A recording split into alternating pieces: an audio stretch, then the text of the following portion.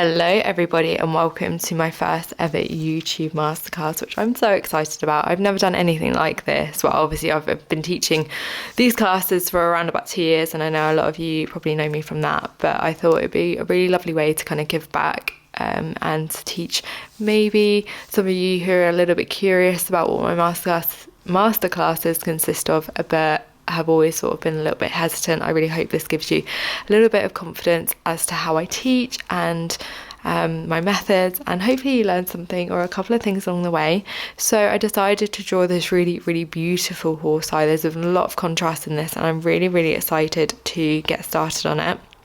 I've got a lot of different browns, we've got a lot of cooler tones as well, so we've got a lot of blue going into this, and also some yellowy bits. We've got a lot of contrast here, we've got some real light areas, we can kind of see a lot of reflection in the eye here as well. We've got some eyelashes and some fur detail. Yeah, there's a lot of elements to this, but I will try and break it down and make it as easy to follow as possible. As always, going to start with the darker areas first, and I will guide you step by step exactly how to create this super realistic eye in coloured pencil, and I'm really excited, so let's go. So the paper I have chosen to use for this class is the Hahnemuhle Harmony Hot Press Watercolour paper, which is relatively inexpensive and I really like it. I really love it as a surface. I find I can manipulate it quite well to get a lot of depth into my pieces, and I really like the fact that it's quite smooth. I think a lot of the hot press watercolour papers that we can get our hands on, sort of like Fabriano and other papers like that, are quite thick and they've got a lot of tooth to them, exactly like pastel matte. Whereas this is, well, they're not like pastel matte, but pastel matte's another surface that I know a lot of colour pencil artists use, which I quite like myself, but I really am enjoying working on this surface at the moment. It's relatively thin, but I will demonstrate different ways to really build up those layers to get rich contrast in. If you are wondering about the exact materials I'm going to be using, there will be a file for this which I will link in the description box below, which will take you straight to my website. You can download the materials list, you can download the line art, and you can also download the reference photo if you fancy giving this a go and following along yourself. So yeah, that's going to be in the description box below. Okay, so I'm going to keep a scrap bit of paper, this is just copy of paper underneath my hand. It just stops the oils from my hand transferring onto the paper, and it stops anything sort of moving around too much.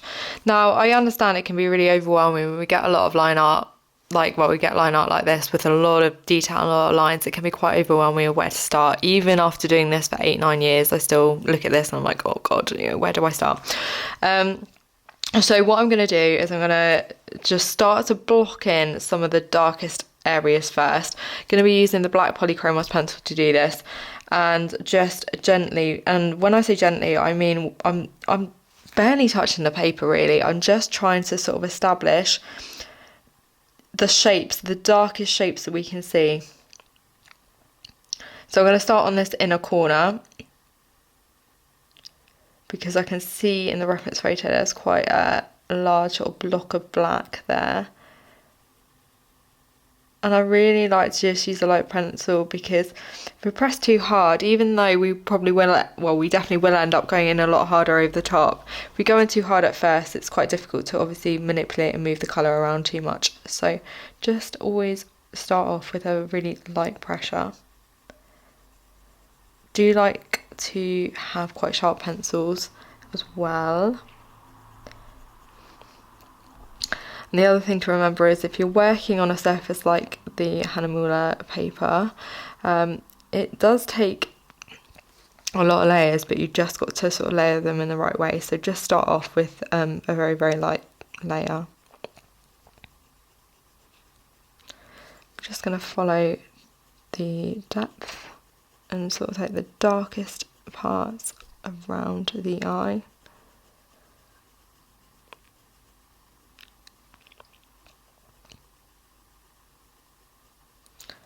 The other thing as well, when we're using a light pressure, if you look very carefully, you'll notice that it's almost like the colour is a little bit like splayed out, so it makes it easy to blend in between our colours.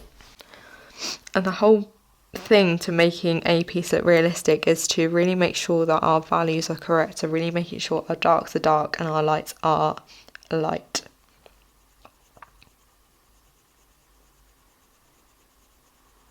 So I'm just using the reference photo and just drawing exactly what I can see.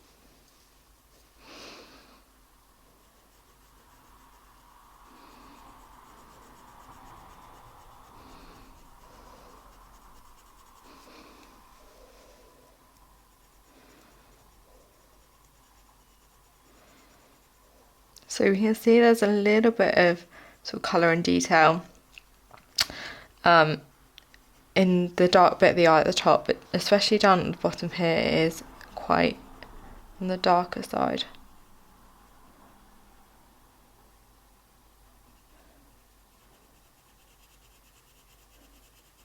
So we're just going to use a light pressure just to block that in. Now we can see that there's almost like a hair that's coming down over the top. Now I'm not going to put that in because I just don't think it's going to be necessary to put it in. And the one thing I always say whenever I teach is you got to remember that this photo was taken in a split second. The wind could change, everything could move around, and a second later that hair could be completely disappeared. So I'd rather keep my drawing completely clean and not have anything coming over the top of it. That's just how unless obviously it's a really key element. Let's just stick to trying to just put the key elements in.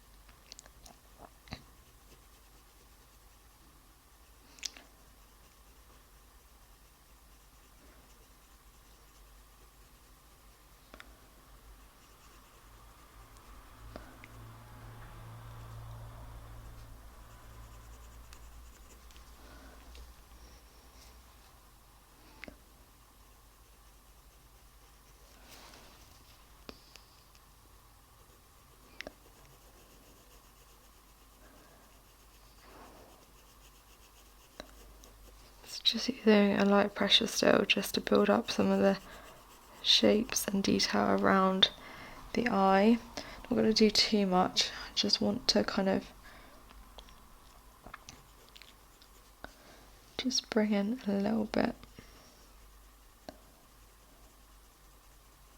Again, cannot emphasize how lightly I am pressing. Just using small circular motions just to start to build up a little bit of depth.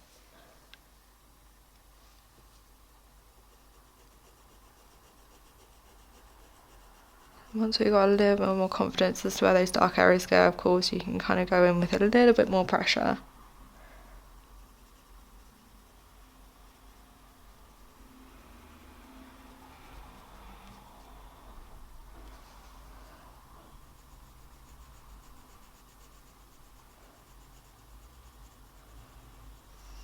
Okay, so next up we're going to start to take some of the Van Dyke Brown. Now you can see there's a lot of different elements to the middle of the eye. So we've got the pupil, which kind of, it's got a blue reflection in it. And then we've got a little bit like a purpley kind of brown tone around it. And then we've got a little bit more of a yellowy hue going through here, yellowy orangey hue. So we're going to just focus on the darkest brown at the moment, or some of the darkest areas. So I'm just going to use some of the Van Dyke Brown, and again, it's exactly the same technique and method as we just did with the black. We're just going to use a very, very light pencil stroke to gently start to build up the area around the eye.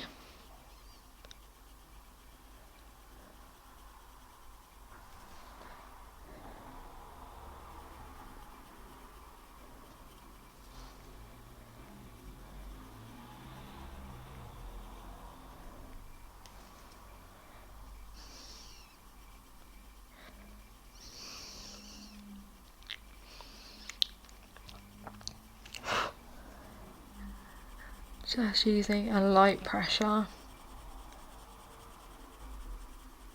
just blocking some of that. I'm not taking it too far in, I'm just focusing it.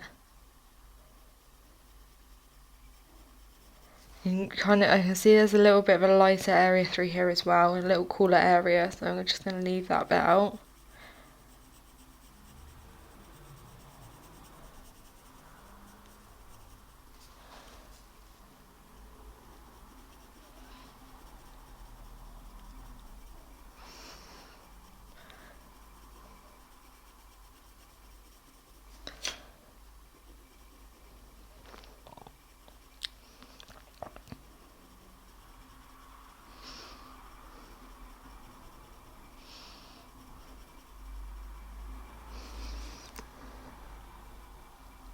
And all I'm doing is kind of just looking to draw in some of the shapes that I can see. When we're working on any areas that are a little bit lighter, I'm going to be removing the line art so it doesn't show through underneath. And I use the Mono Zero eraser by Tombow. So I'm just going to remove that line and then just go over it again with a little bit of the brown, the Van Dyke Brown.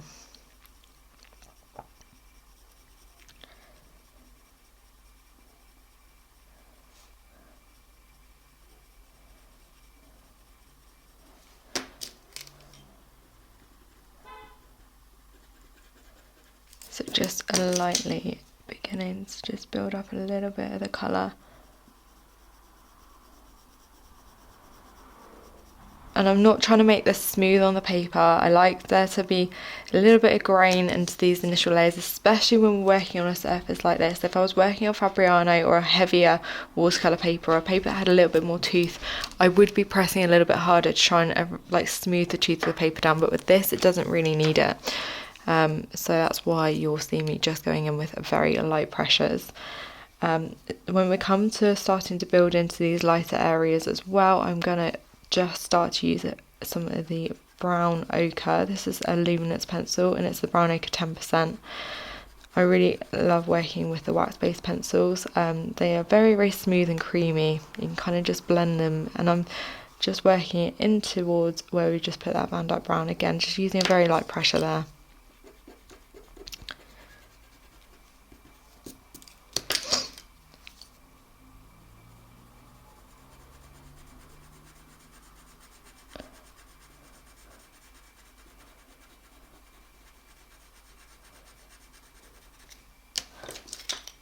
And then we're just going to take the Van Dyke Brown and just run it over the edge a little bit. I'm not going to do too much at the moment. I'm just going to focus on creating a little bit of smoothness. So again, just putting in some more of the brown ochre, 10%, using a very light pressure. You could also go in with a little bit of the brown ochre, 50% as well, just as we start to work in towards those slightly darker bits. Again, just using a very, very light pressure. We don't want to make anything too dark or too harsh at the moment. So we're just kind of just building up those layers nice and smoothly. I like to use circular motions just to ensure I'm getting an even coverage on the paper.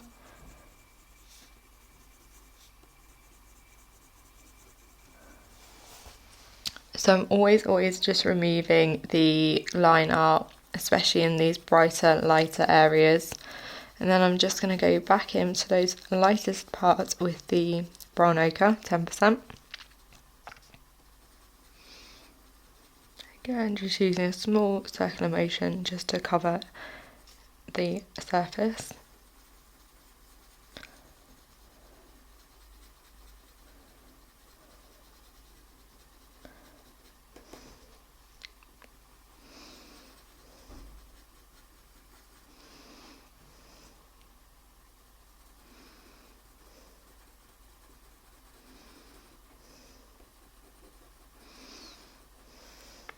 And then you can see up here, it's almost like a brown, beigey kind of hue. And funnily enough, I have a pencil that's called Brownish Beige from the Pablos. So I'm just going to use, again, not focusing at all on the detail. I'm just focusing on trying to just build up a little bit of the base layer. Now I can see there's a light area through here, like a little lighter part. I don't really know what that is, but we will probably end up putting it in. So again, just building up a little bit of this.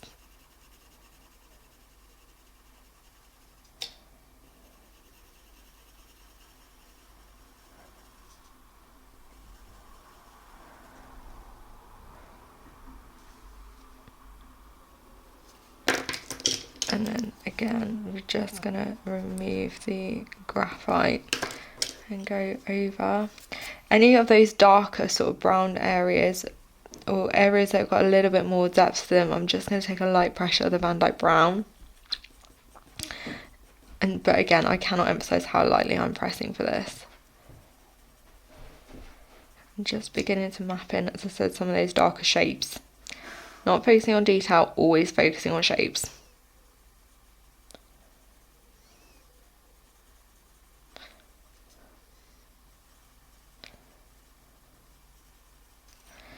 Then we're just going to blend more of the brownish beige. Again, light circular motions.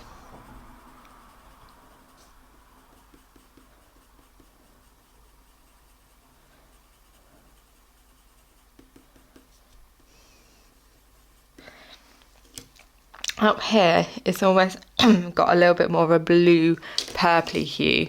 So when looking at any areas like that, I really like to use the sepia from the Luminance. This is sepia 10%, which is a very sort of purpley grey toned pencil. And just using a light pressure just to build up a little bit of that colour over the top. Just layering this into any parts that have got that more purpley area part.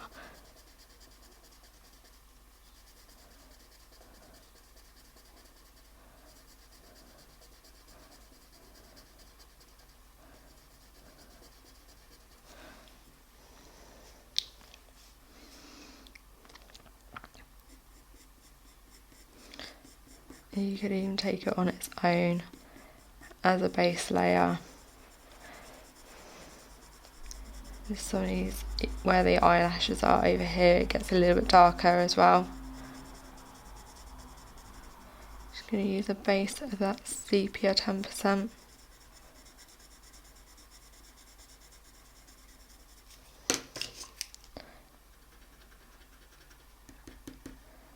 Removing the aligner.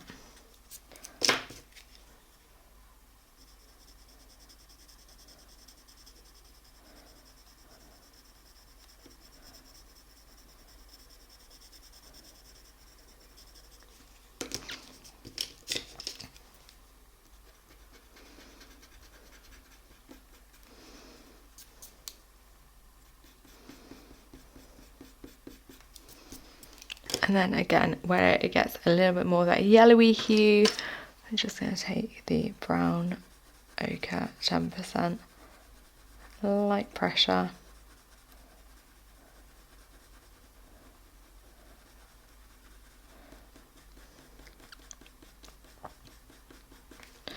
Begin to build more of this in. I only like to remove the line up bit by bit just so I don't get lost, so I can still sort of like roughly see exactly where I am.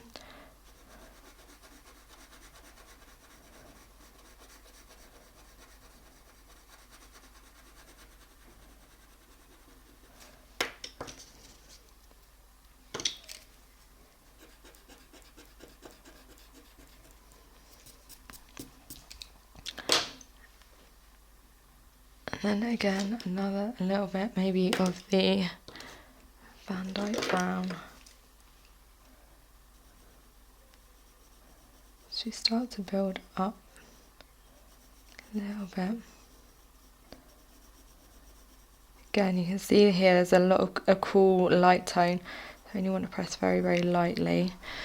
Another colour I could use if you're a little bit unsure, if you think the Van Dyke brown is a little bit too brown and you want to opt for more of a yellowy hue, then the Vista from the Polychromos is also a great pencil to go in with. So this is the Vista.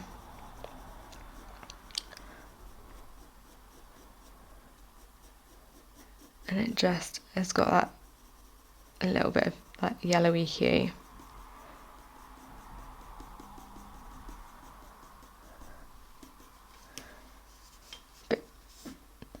And if you want a hybrid, like a halfway house in between the two pencils, then there is Nugget, which is a little bit more of a browny yellowy hue.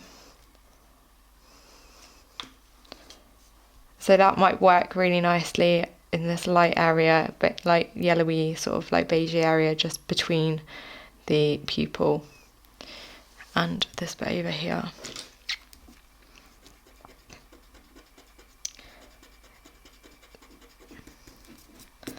So again, being really careful, removing bits very, very gently. Just gonna layer in a little bit more of the brown ochre first, 10%, and then just working over the top with a little bit of the Nugget. Again, very, very light pressure to build this up very, very gently.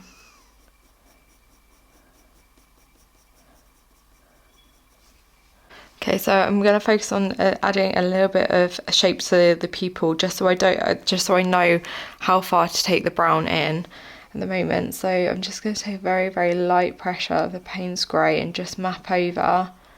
This is Payne's Grey from the Polychromos. Map over some of those darker shapes that we can see in the reference photo. So this looks like it's a guy leaning over to take the photo as a reflection. Got a little bit of background over there. Again, just doing this very, very lightly.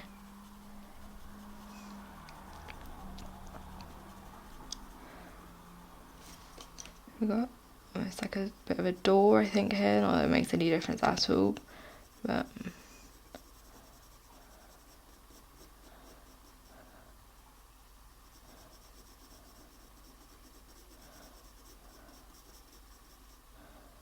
we've got a little bit of a gap there, and then this chunk of that darker colour going in there. Again, not pressing too hard, just mapping up and that way. Just trying to leave out the lighter areas at the moment.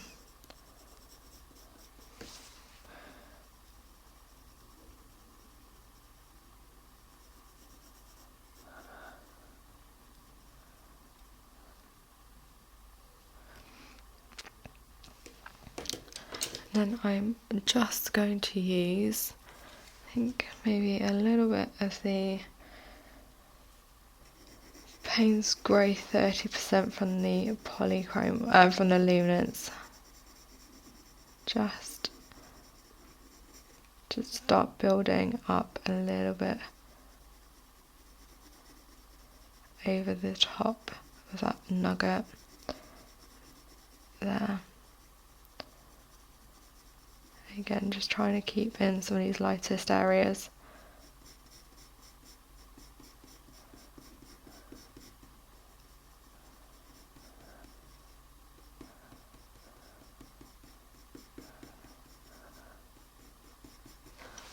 Should you miss or not include absolutely sort of every light area, please don't panic, because there is different techniques I can demonstrate that we can lift areas off with. So again, just going to take a little bit of the brownish beige to start to build up a little bit more of the colour, and at this point just removing the rest of the liner at the bottom here. Now we're getting in a feel of the shapes.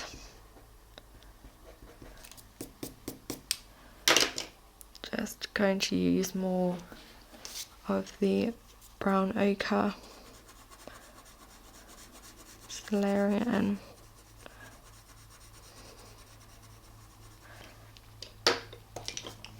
And then again another little bit of the brownish beige.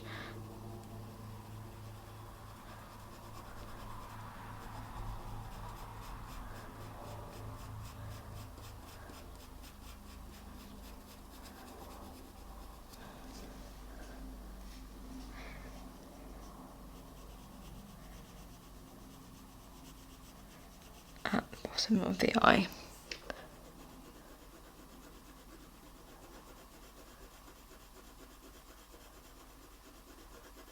And lightly sort of like pulling it up and in. So everything, when we're drawing anything like this, you've got to remember there's never any harsh lines. We never want there to be any harsh lines. So we're just always using very, very light pressure.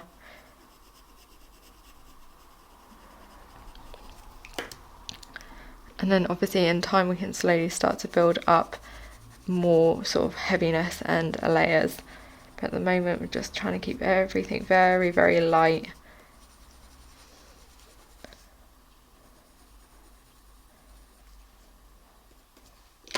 We're going to take some of the brown ochre 50%.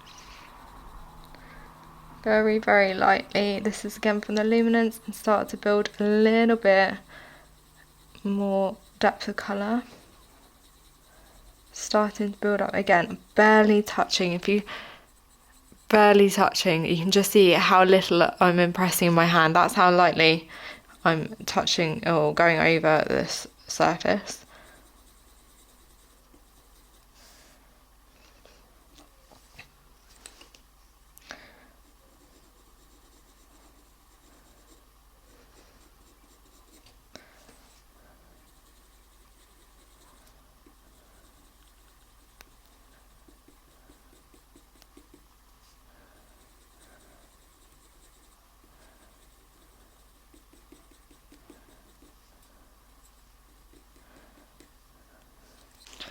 And again, just going in with the brownish beige, just to start to build a little bit more.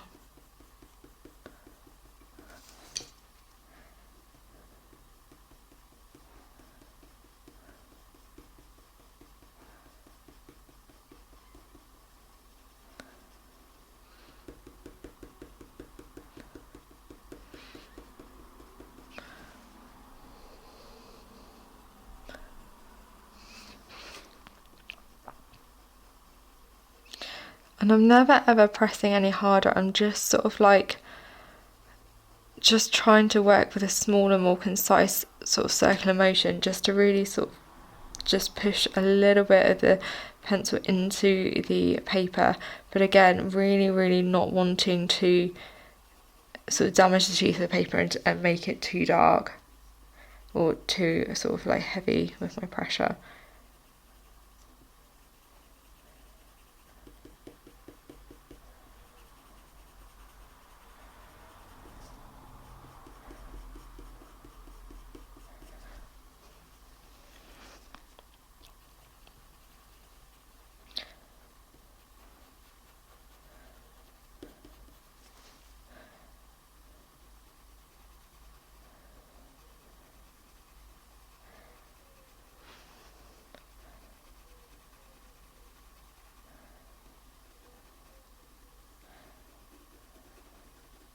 So at this point I think it's a really nice idea, or good idea, to kind of use, I'm going to take a little bit of the luminous sepia, and I'm just going to lightly just go over some of the darkest areas that we can see, and this is just going to help us establish a little bit of depth. So now we've got most of the base layer, and the next thing I really like to do is sort of just try and work out how dark I need to make certain areas, because as soon as I realise that, then it makes it a lot easier to work out how dark to make these mid-tone parts.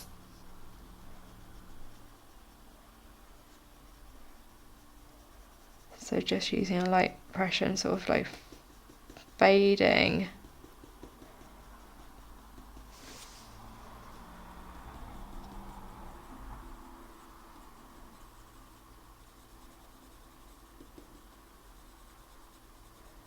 This out a little bit.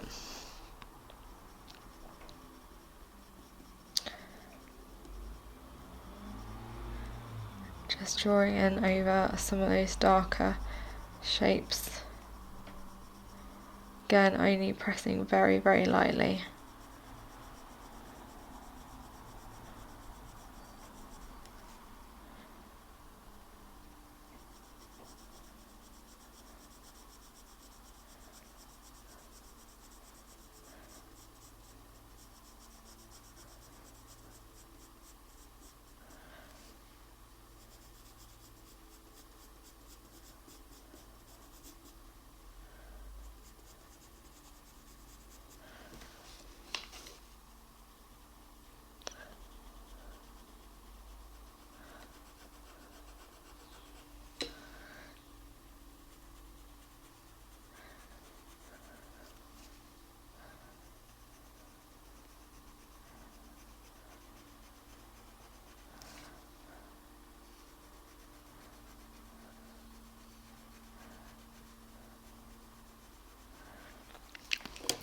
And see, we're starting to establish a little bit more depth, and that's making it so much easier to work out how dark to start making these other areas.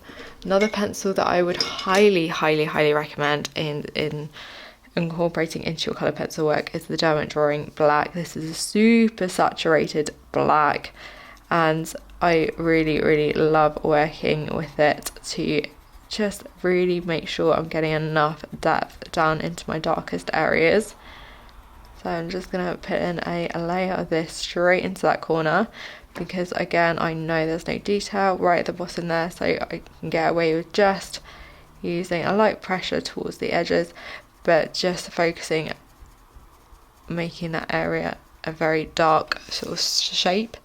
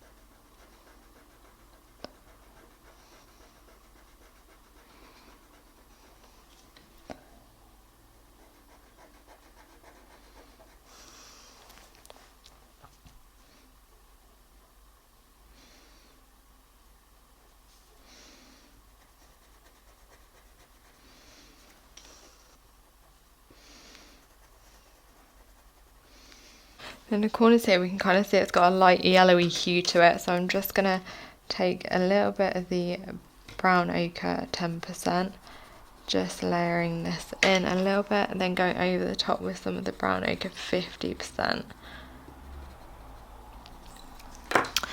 And then on top of that I'm going to use a little bit of the burnt umber, which is a little bit more of a sort of yellowy, reddy kind of brown. It's much warmer than the others in the polychromos kit, I think. I use this a lot in my portrait work. I just find it one of the nicest and best browns to work with.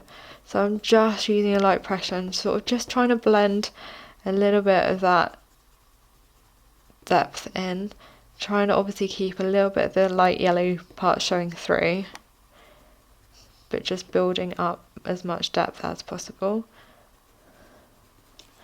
And then we're just going to use, again, just to help that blend, because the thing is, if we're using the Derwent Drawing Black, it's a really, really good colour to use, but it can look very kind of like rigid, like those lines are quite harsh. We need to kind of blend out those lines. So I'm going to take a little bit of the sepia.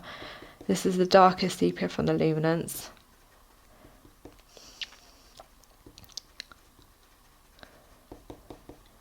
And just sort of blending those edges out a little bit.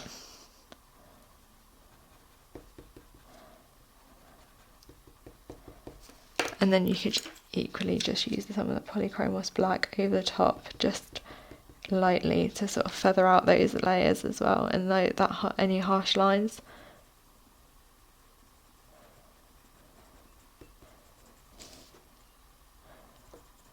And if that isn't doing enough, then you could, over the top, for those super dark areas, just use a very, very light pressure. I quite like dotting this over, because again, it's just gonna make it look like it's sort of blended in a little bit more. And then you might find you want to just darken up some of those lighter parts again, so just using a light pressure of the burnt umber going over, so it's not like too, you've still got a little bit of detail in there, but it's not too much. You could also just go over some of the brown ochre 50%, just to blend, and just doing that will sort of blend it all together a little bit more as well, so it looks very, very seamless. Obviously through here we've got a little bit of a cooler blue hue, so I'm just going to use some of the Payne's Grey 30% from the Luminance and just blend that in. And again at the bottom here as well.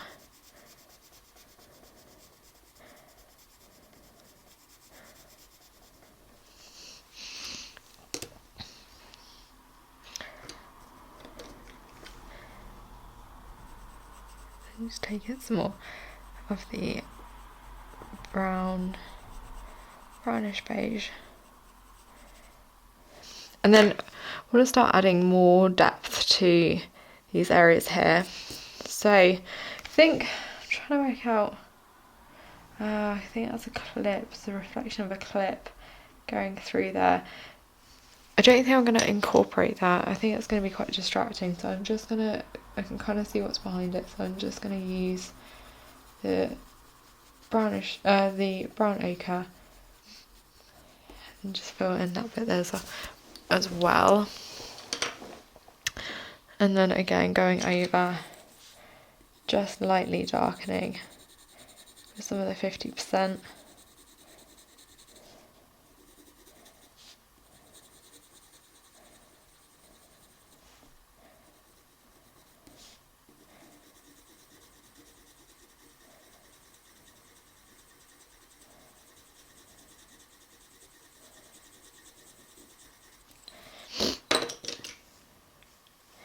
And then I'm going to take some of the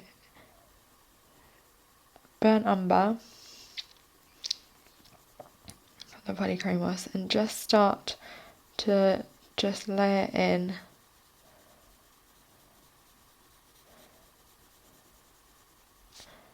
some of the detail. So just following the direction that we can see some of the patterns. I'm opting for this brown just because again it's got a little bit more of an orangey yellow base to it, so it works really well with brown ochre.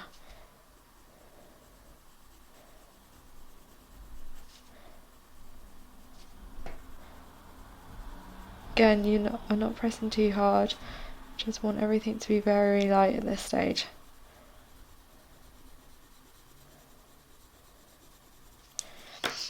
And then again, we are just going to use some of the Van Dyke Brown, just blending that into the sort of darker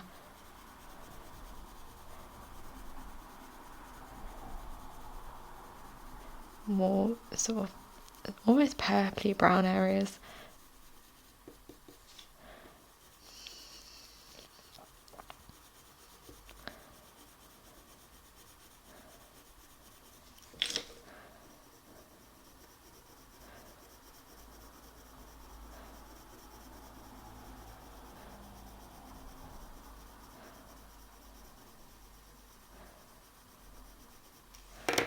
And then over the top, just taking some of the sepia from the luminance.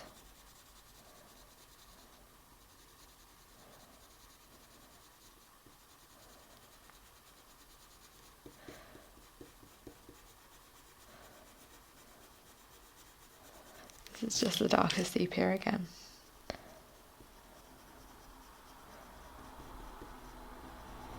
Focusing it towards those dark areas and just sort of using a light pressure just to bring it out, and then blending a little bit of the Van Dyke Brown.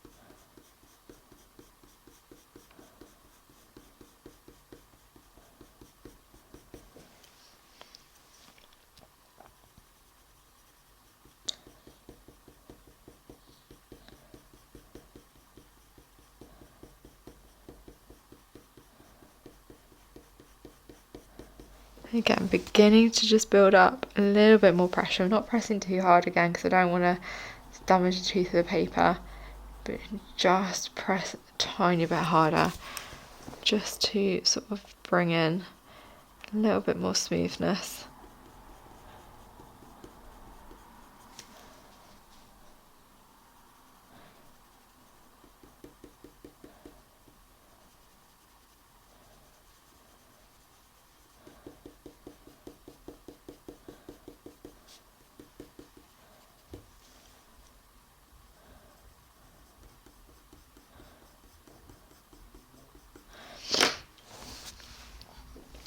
And again, we're just going to use a slightly same technique, so slightly heavier pressure with the brownish beige. Again, really not pressing too much harder, but just enough.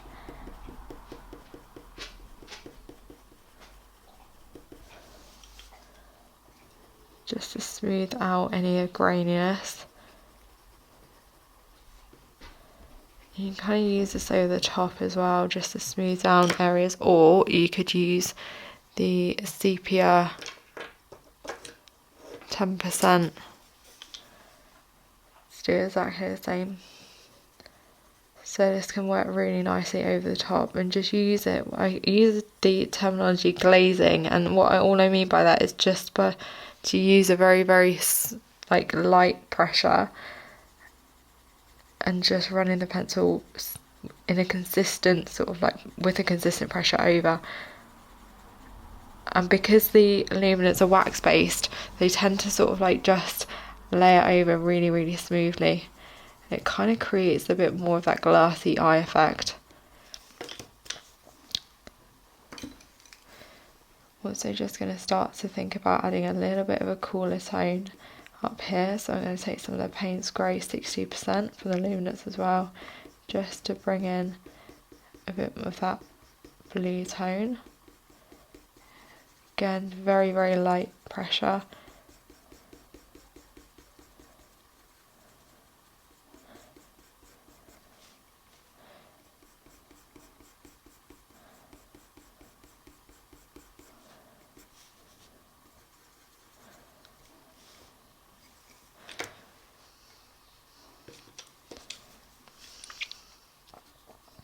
And again, a little bit more of the darkest sepia. from the luminance down here, just to bring in that depth once more.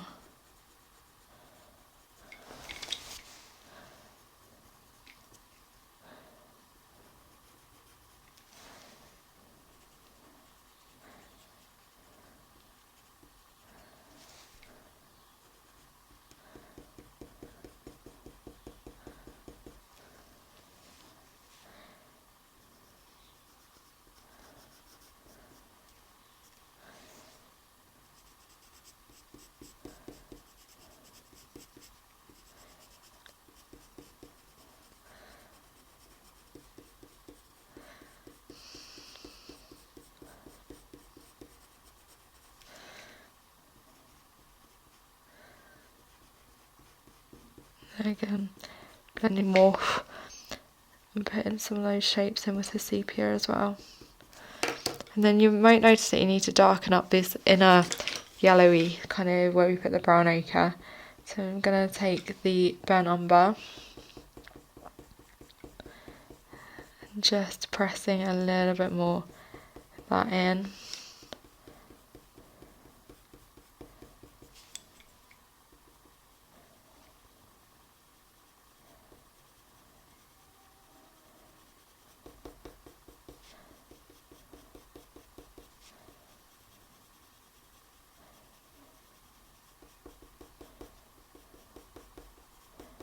Again, just trying to focus on the shapes we can see, then blending a little bit more of the Van Dyke brown in towards the areas that have got a bit more of a purpley hue to them.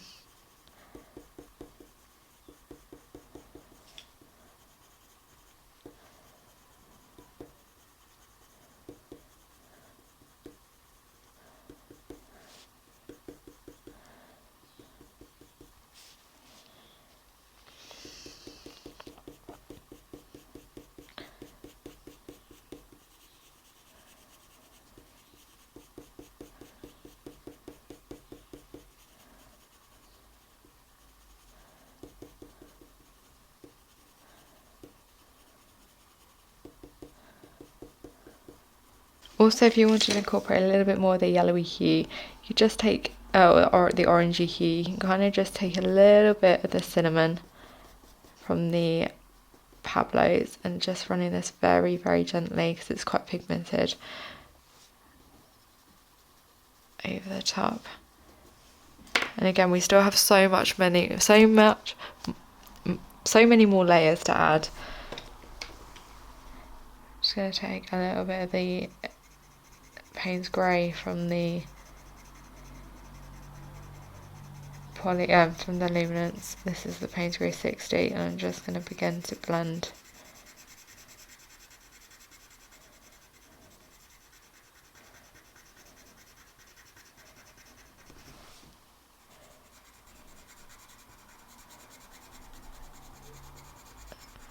Again, following the shapes roughly that we can see.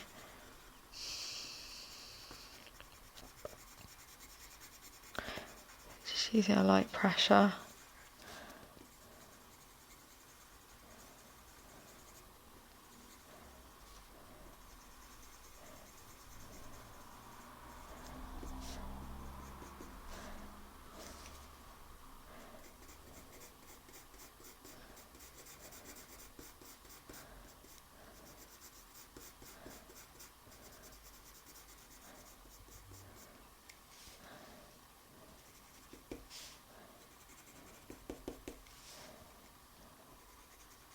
Another great colour to add a lot of depth to the darker, cooler, blue toned areas is the dark indigo from the luminance. This is brilliant for adding a lot of depth to the darks. So just using a light pressure of that, especially over in the edges. Then just going to take a little bit more of the Payne's Grey 60% and run it over. Or you could definitely maybe go in with the darkest Payne's Grey as well. My darkest Payne's Grey is the Instagram Walkabouts. So I'm just going to take the Payne's Grey from the Polychromos.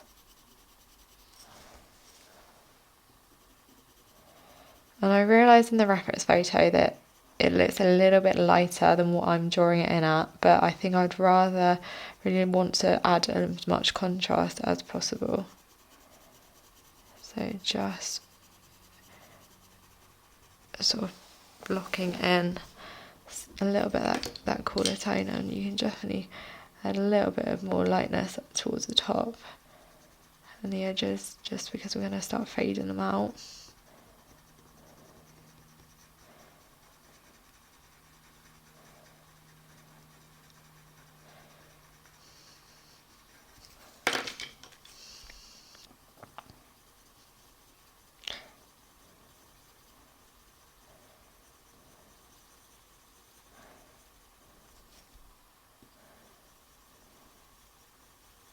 I'm going to do exactly the same on this bit here, so we're taking a little bit of the dark indigo over those darkest parts.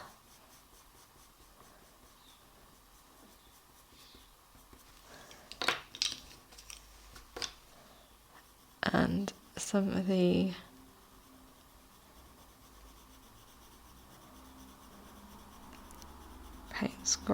Payne's Growth and the Polychromos. I'm not taking it too far up because I don't want to interfere with those lashes at the moment. Some blocking in some of that colour. Then you could also add a little bit of the sepia 50% just to start to darken, and add a little bit more of that deeper purpley hue.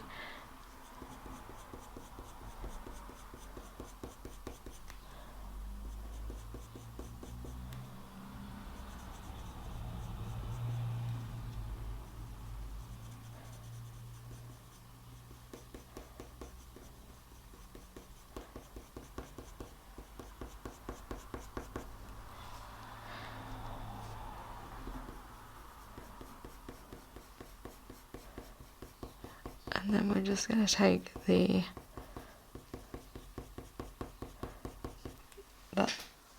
sepia 50% and just again using it to kind of smooth down any of those darker purpley brown areas.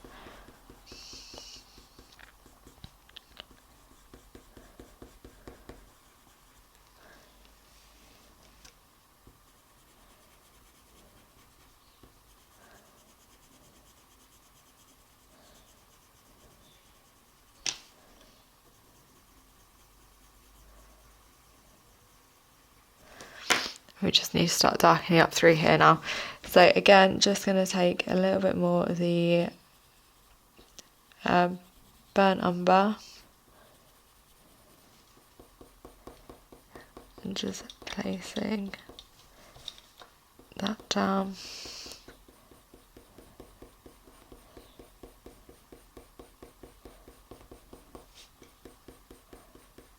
Kind of quite smoothly, because what I'm realising is the more colours I add, the more I need to sort of use the sepias over the top to really bring in the depth that I'm after.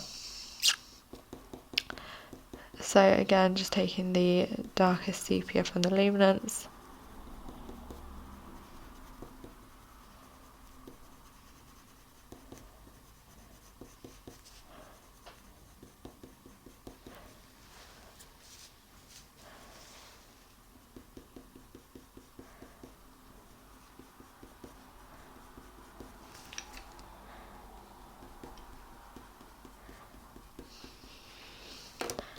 And again, we're just going to take the sepia 50% and just blending and layering it down over, and maybe even a bit of the 10% as well towards the top where it's a little bit lighter,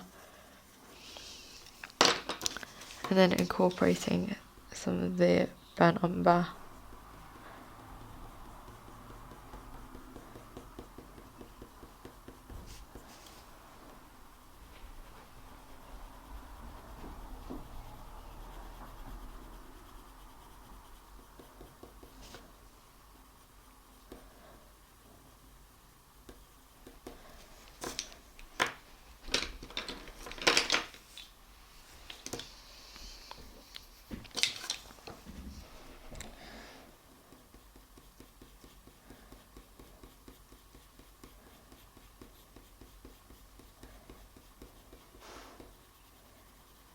And then again for the pen umber, and you can see that all I'm doing is sort of focusing and following the direction of the detail that I can see in the reference photo.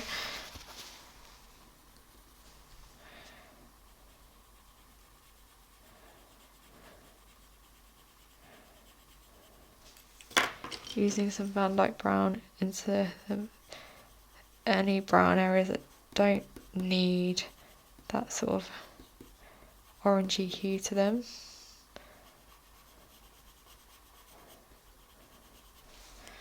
And using some of the luminance darker sepia over the top just to really build up some of that colour, some of the depth.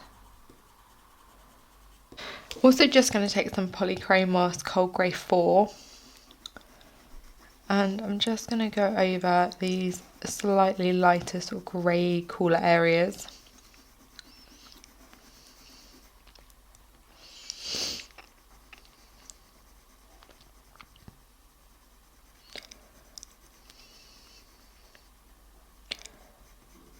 Just gently blending them.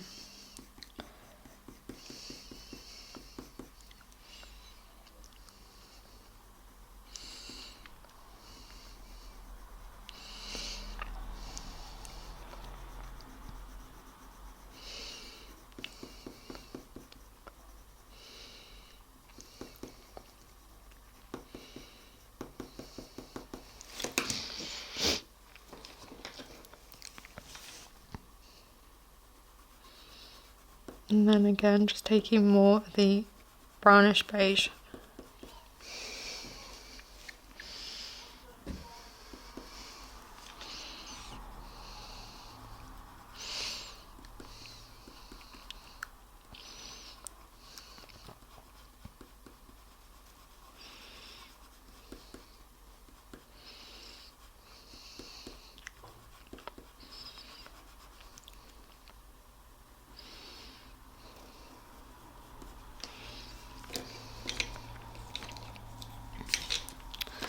And again, some of the Van Dyke brown, and starting to build a little bit more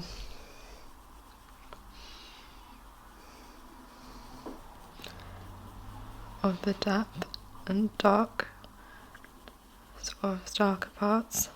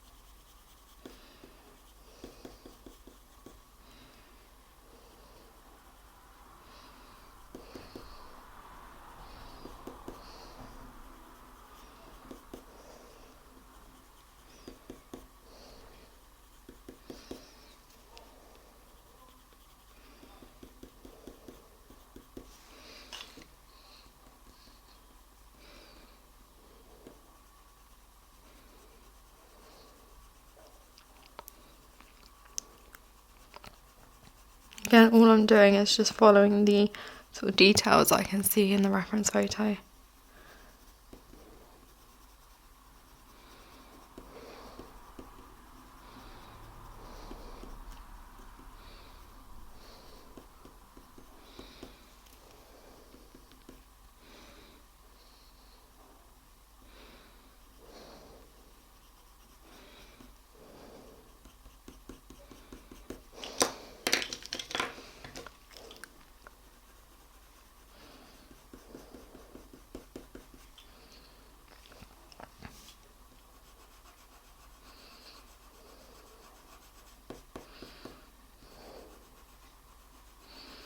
And then there's some more brownish beige.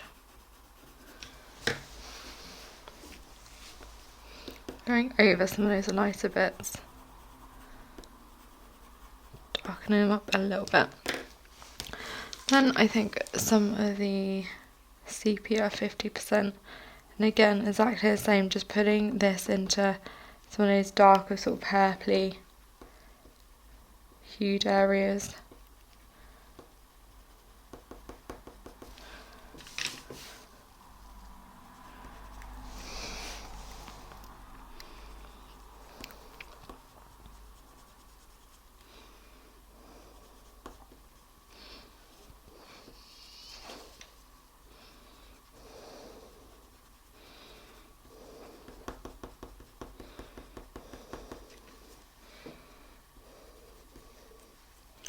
And then again, starting to bring in a little bit more depth with the darker sepia.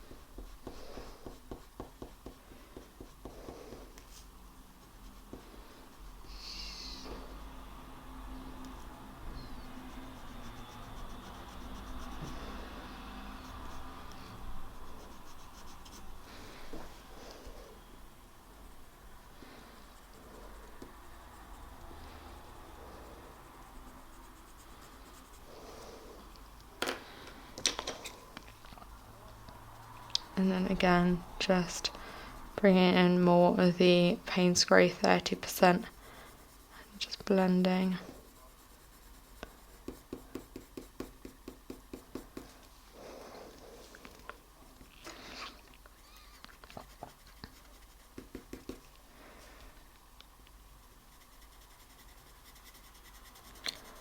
Lightly in towards the centre of the eye.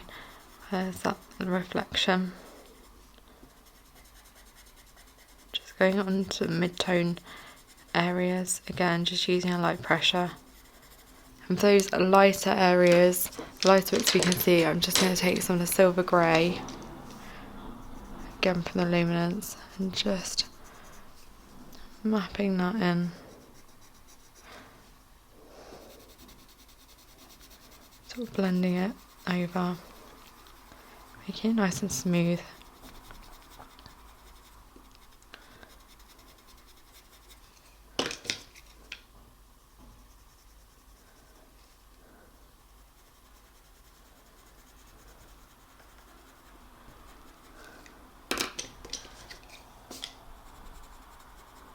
Then again, just layering over with the lighter pencils,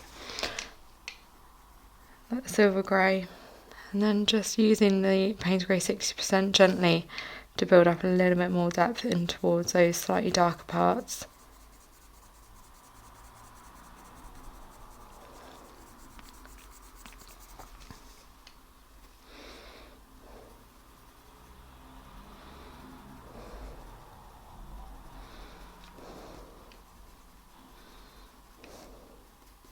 Just going to take a little bit more of the Payne's Grey from the polychromos and just building up a little bit of that depth, almost like the horizon there in the eye.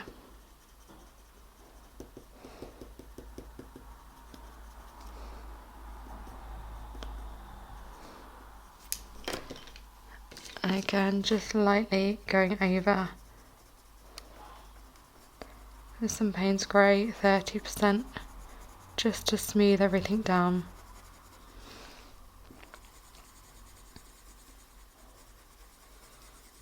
Create that smooth blend.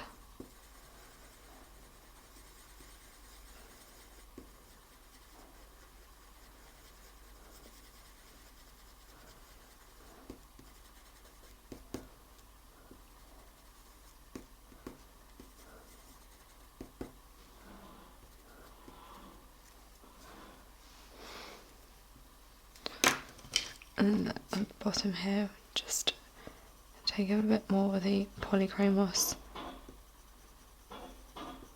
Payne's grey and just draw in some of those shapes again.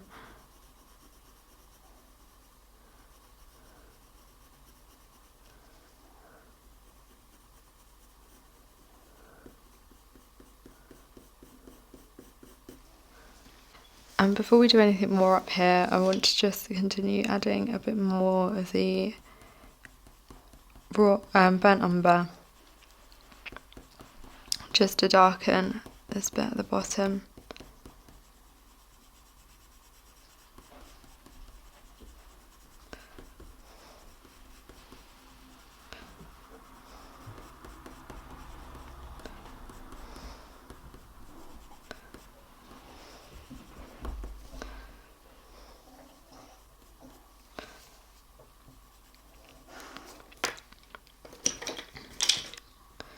And again, just blending with some of the Van Dyke brown.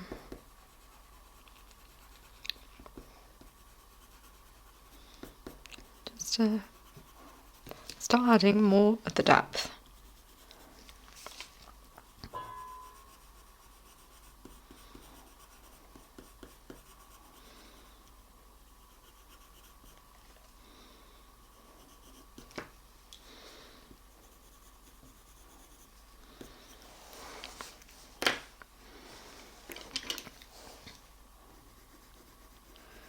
Some more of the coal grey for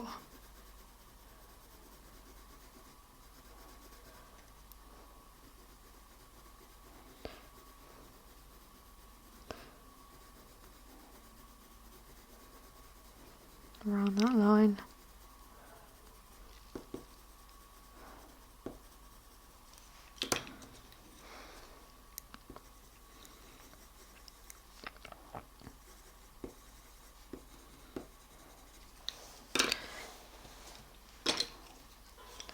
And again, a bit more of the brownish beige up here.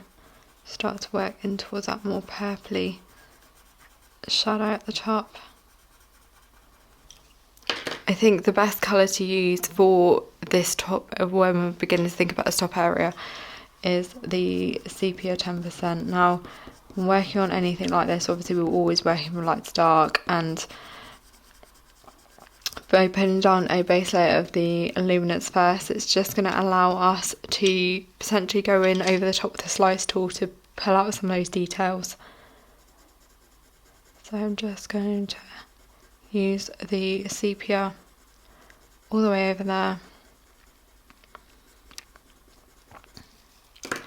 and then begin to use a little bit of black polychromos gently.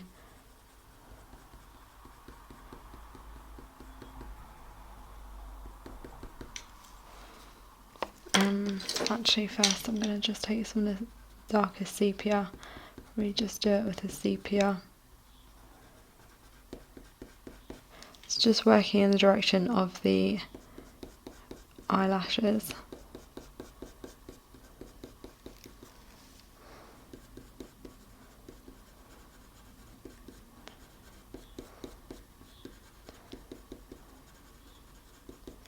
Trying to create a little bit of texture.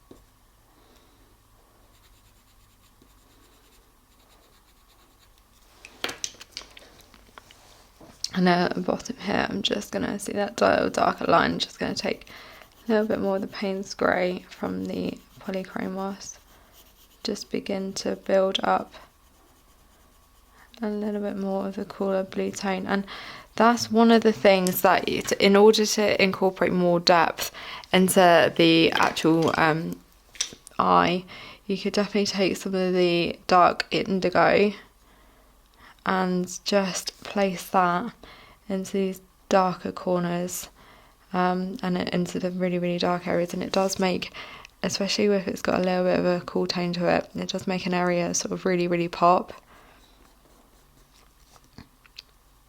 Really like using it over the top of black as well. It just gives it a little bit more depth to the black.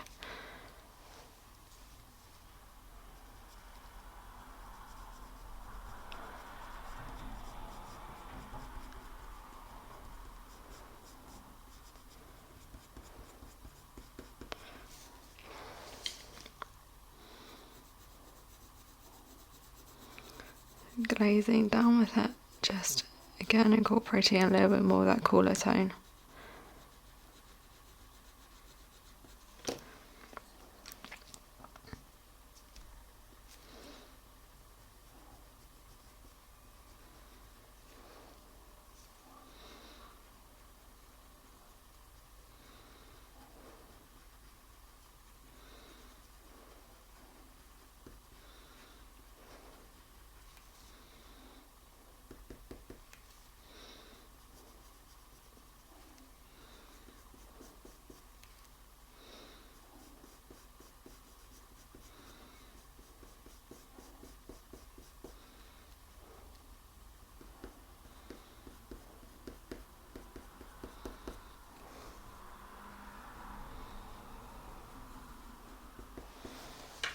Over so we're just going to take a little bit more of the nugget, blending that in.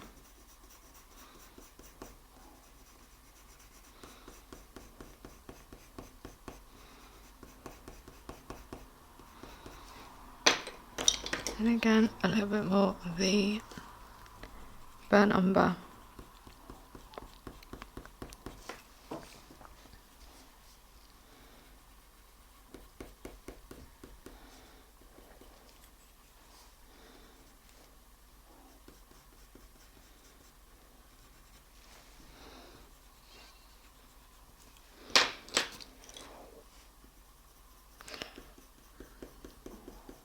And then the Van Dyke brown towards the top here.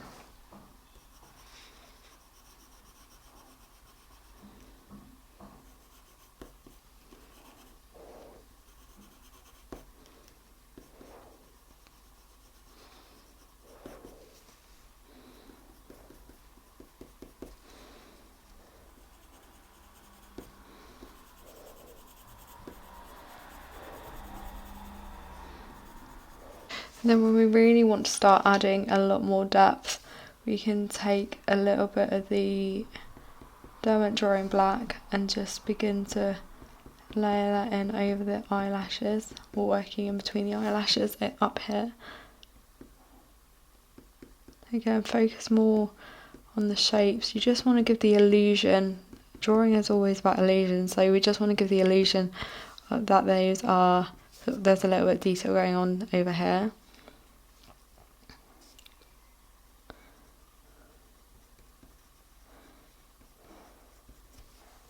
A little bit of depth going on there.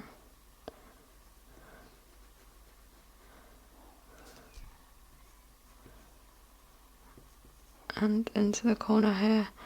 Again, just using a light pressure, and we can start to sort of like blend out a little bit from the black.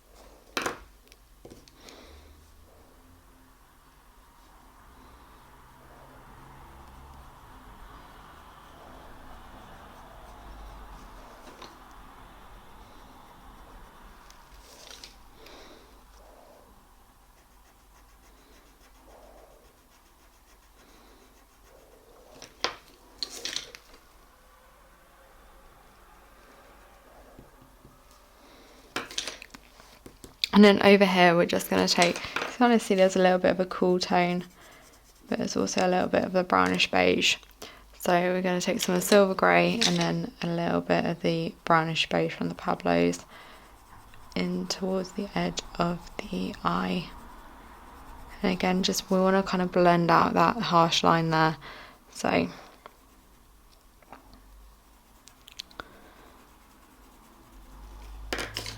just going to use that and a little bit of the sepia 50%. This should just be enough to kind of soften out that edge, kind of create the illusion of that curve out of the eye.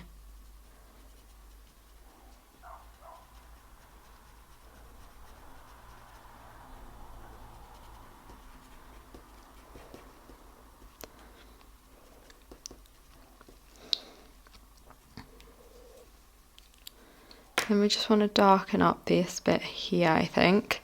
So again, I think I'm just going to use a little bit of this Payne's Grey 60% and just beginning to build a little bit more depth. Maybe even a little bit of the Payne's Grey at the bottom.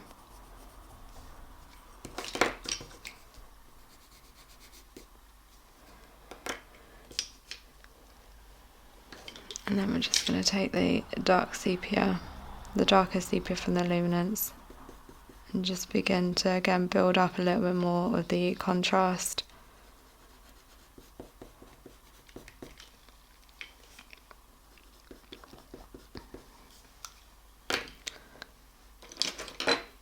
Maybe even using a bit of the black polychromos as well.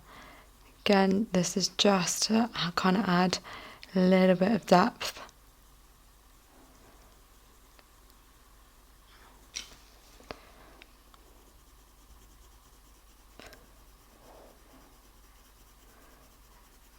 I only like using the black very, very sparingly as almost like a little bit of a glaze, just to darken.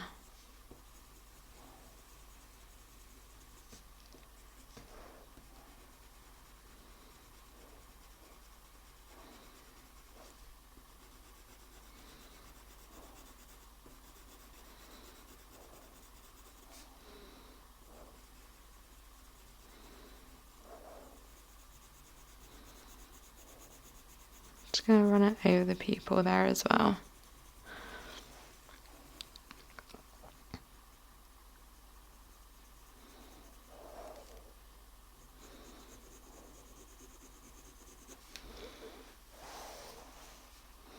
Another colour that I think is absolutely brilliant for reddy brown areas is the Mars Black. It's the Light Fast Mars Black, and I use this a lot as well, just to really incorporate a little bit more depth into just areas that just have got that reddy hue to them.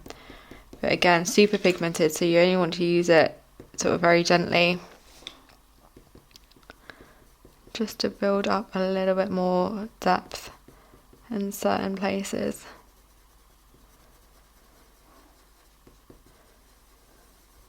Use it as a glaze over the top.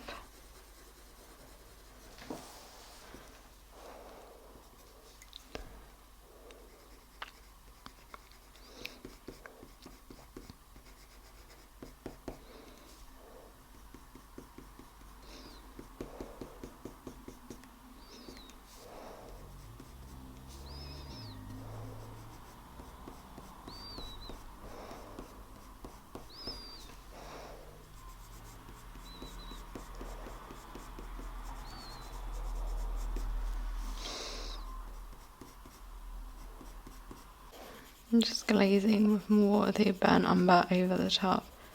Again, just to kind of just build up a little bit more depth.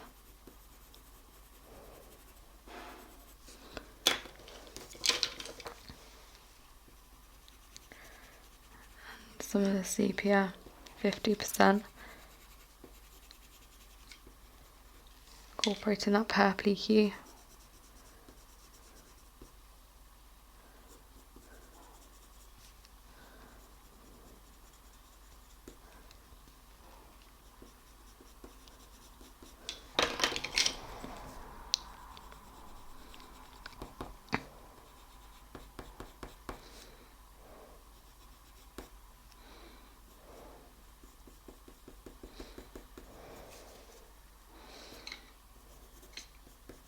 Okay, so just underneath the eye here we can see there's a little bit of like a silvery grey blue kind of hue, but obviously I want to just isolate the two areas, so I'm just going to use a little bit of the Polychromos Payne's Grey, very light pressure, just to sort of map out some of that detail.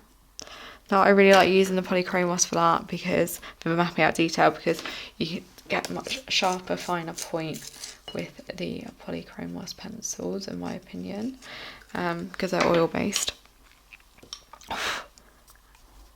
I'm just going to go over the silver grey.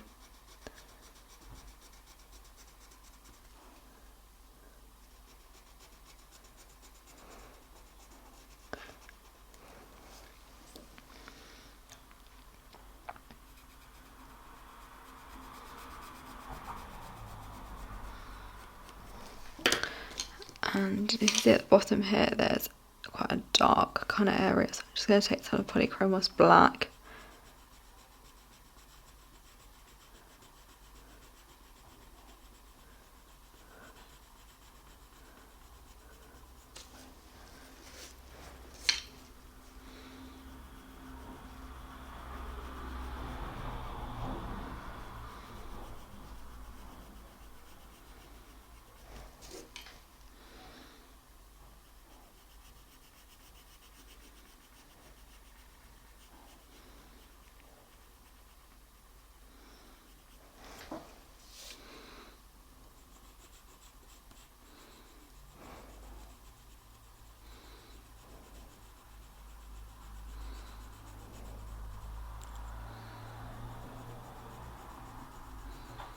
Just gently sort of mapping out some of the detail, trying to keep a lot of that lightness showing through.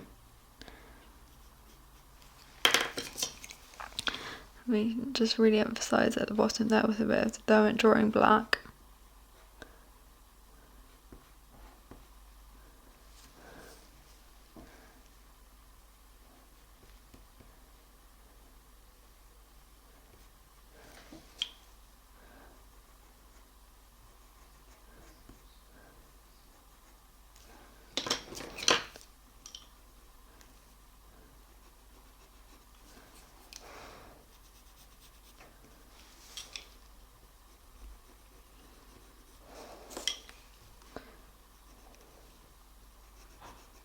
And then still with silver grey, we're just going to go over these lighter areas here,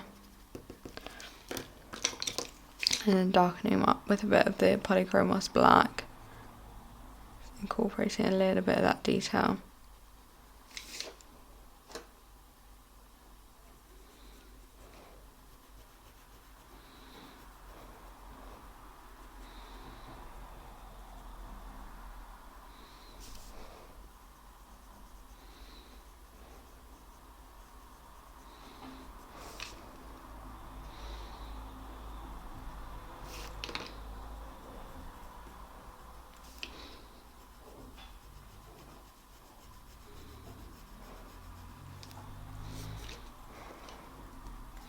You can see there's almost like a little bit of gunk in the eye here, which we don't really need to put in. I know that that corner of the eye is still going to have that darker area behind it. So I'm just going to use the sepia 50% and then go around it with the black.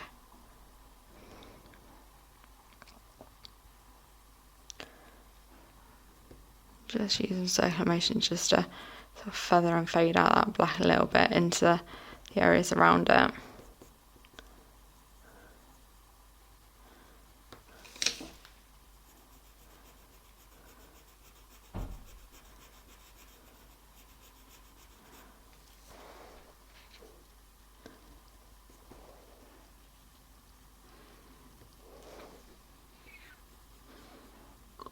Another pencil that I'm going to just look at using would be some of the dark sepia from the Polychromos, and I'm just going to place this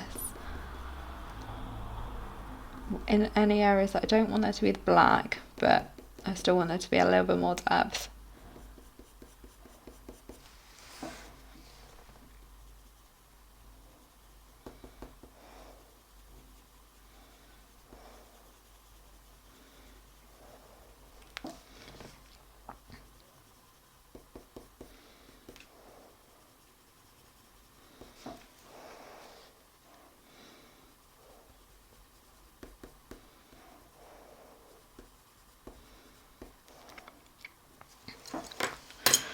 I'm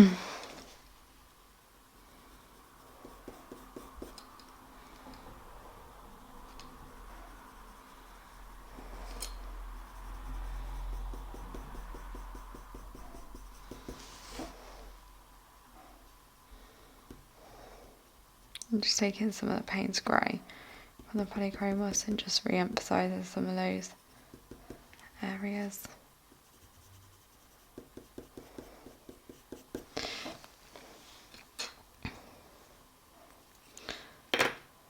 And we're just going to work on this bit up here.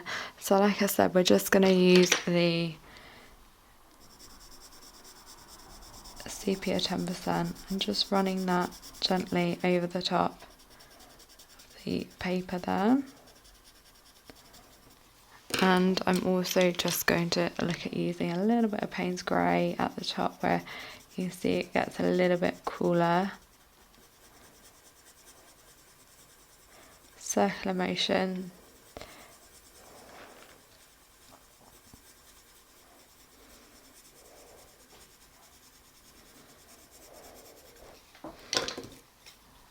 And just blending more the sepia 10% in.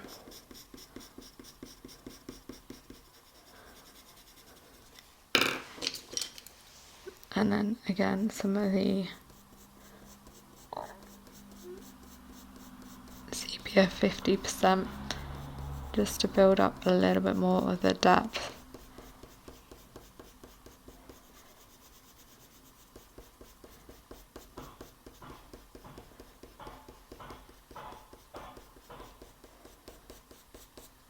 And then over the top we are just going to use, I think, some of the dark sepia from the polychromos, making sure it's nice and sharp. I'm just going to draw in the illusion of the fur, so following the direction and the length. Doesn't matter if it's not perfect, it doesn't need to be perfect. Just drawing in clumps and shapes.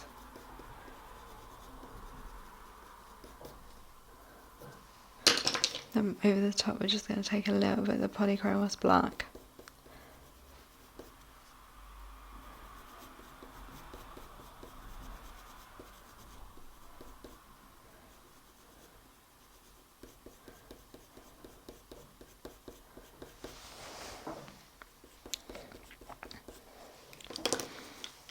And again some of the diamond drawing black. And this just really pushes that contrast so much.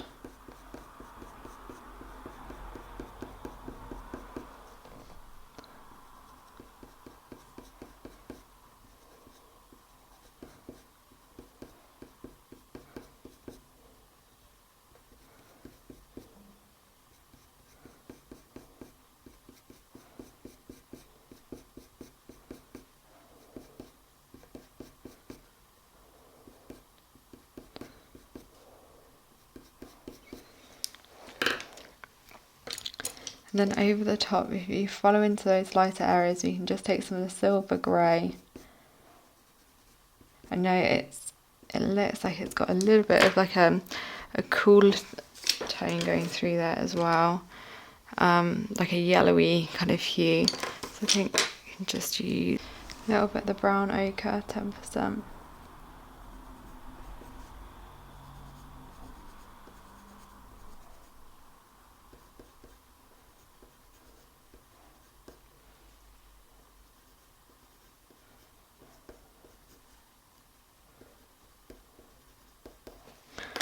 And then over the top of that, we are going to use the slice tool. Now, I think it's called like a manual pen cutter. And when we use the luminance, because they're wax based, as long as you've got a base layer of the luminance down, you'll be able to go over and lift off some detail with the slice tool.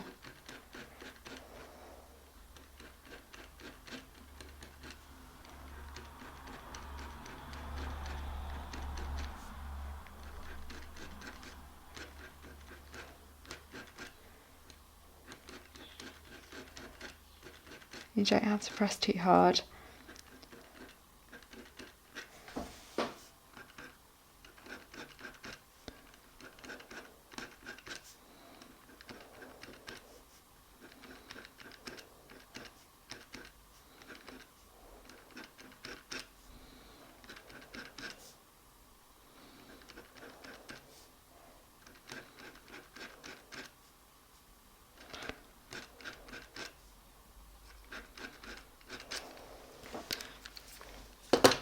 To create the illusion of the hair strokes there. And we're just going to take a little bit more of the dark indigo.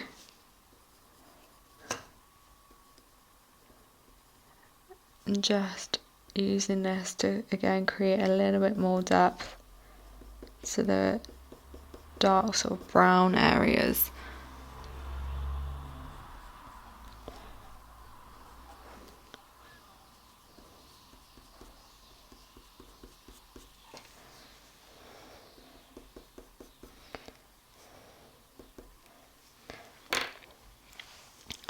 I'm just going to remove the liner in the highlight of the eye, and I'm going to use some white. So I'm just going to take the luminance white, put that down as my base layer,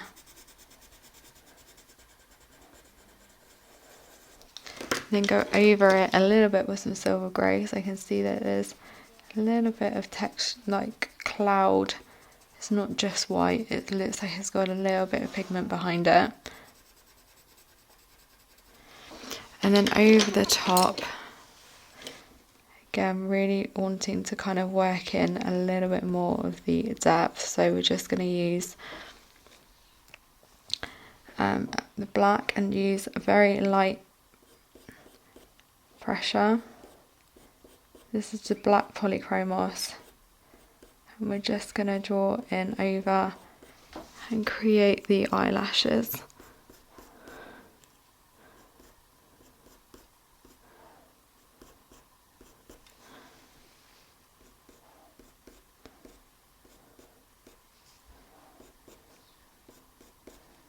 Okay, so I'm going to start now to use a little bit more, I think, of the Payne's Grey 30, just over here. Just blending at the top there. I'm going to start to build up a little bit of the contrast and the detail around the eye, and that's, I mean, I'm pretty happy with it at the moment, but that's when I find that things really, really come to life, is when we start adding a little bit more contrast and depth around the outside of the eye. So with that in mind, I'm just taking a little bit more of the burnt umber, because I can see that I just need a little bit more depth through there. So I am going to just use a very light pressure of the Payne's Grey 30 and just start to build that down a little bit. I'm also just going to take some of the Cold Grey 5, very, very light pressure for this one, and just building a little bit through here just to add a little bit more of a neutral grey. So the Payne's Grey from the luminance has got a very sort of blue, very blue undertone, whereas the Cold Greys from the polychromos are a little bit more on the neutral side. They're still cold, but they're not as blue. So just following the detail, just putting in a little bit of the base, and then just using a little bit of the Payne's Grey 30%, just to incorporate again that cooler blue.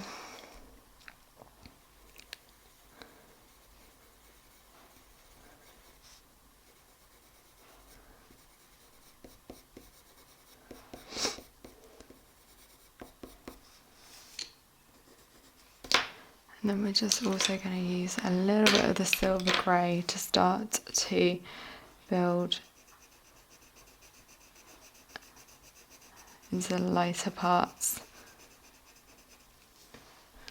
Now you might be thinking that it's pretty white and very light, but if you compare this area up here So this really bright area down here, you'll see that this is actually a little bit on the cooler side, which is why I'm going in with the silver grey. So when we're looking at values, what we're trying to do is establish how light and dark and different tones we need to obviously draw it in, but we're only looking at the reference image and sort of like assessing how warm it is compared to another area, so I can, rather than sort of anything outside of the reference photo.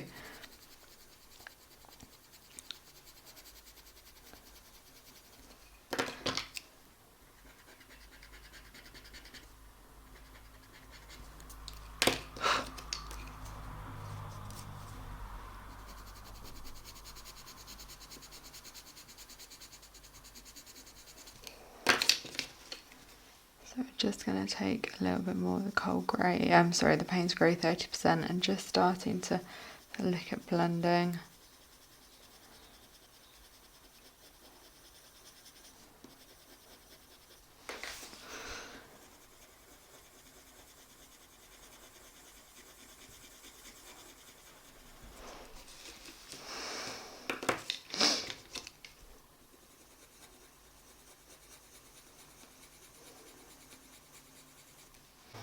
Again, just taking more of the Payne's grey 30 and just sort of trying to blend from the darker bit into the lighter bit just by using a light pressure and sort of fading it in.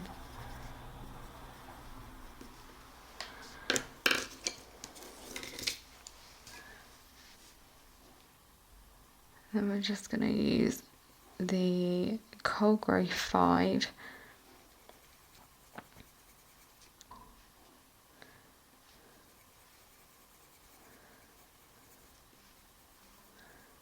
and starting to again build a little bit more of the shapes,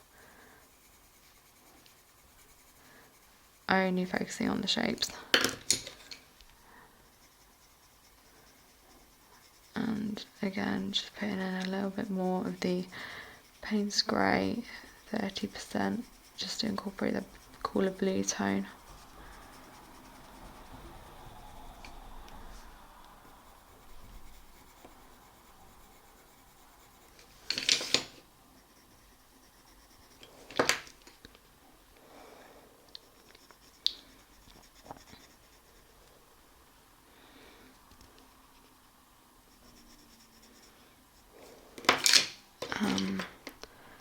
And then, so kind of trying to like balance all the areas out at the moment. So on this side I can see that it's got a little bit more of a brown kind of hue, so I'm going to take a little bit of the sepia 50% and just layer that down. At the moment I'm not pressing too hard, just again just trying to establish some of the shapes that we can see.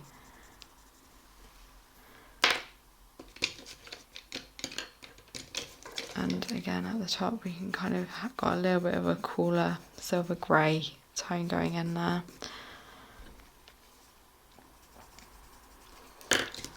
And as I keep saying, for these light areas we really want to be removing the line art.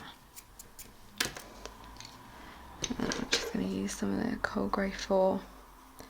Notice that I'm using just very small circular motions just to begin to sort of map out and assess where the darker areas are going to go, and then pressing a little bit harder, and that kind of creates a little bit of a fade and a blend.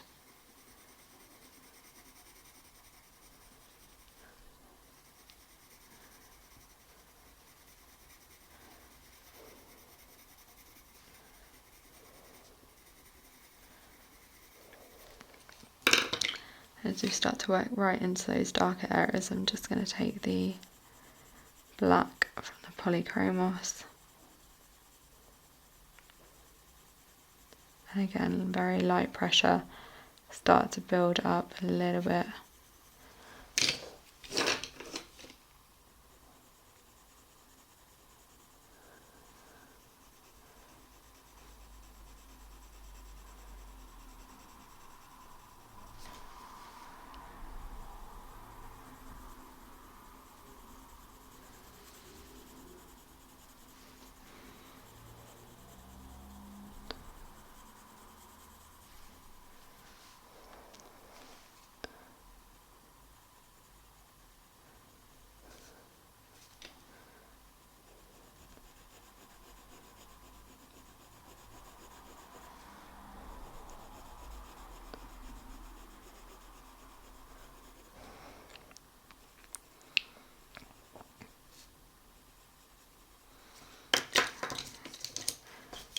again, just keep blending more the cold grey.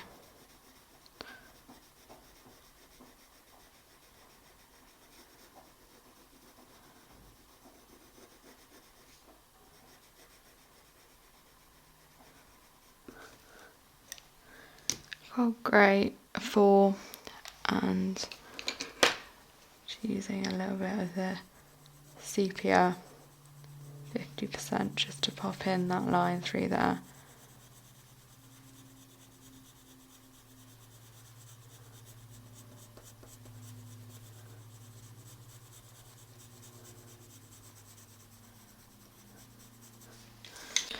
I'm just going to continue with the cold grey 4, just working below. See, there's a dark line here that gets a little bit lighter and it's a bit darker under here, so just focus on that bottom darker bit.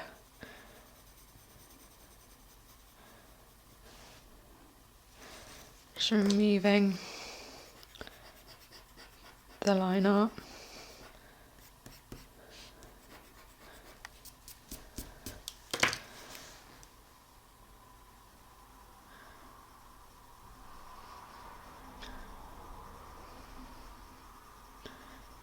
I'm just going over with the cold grey 4.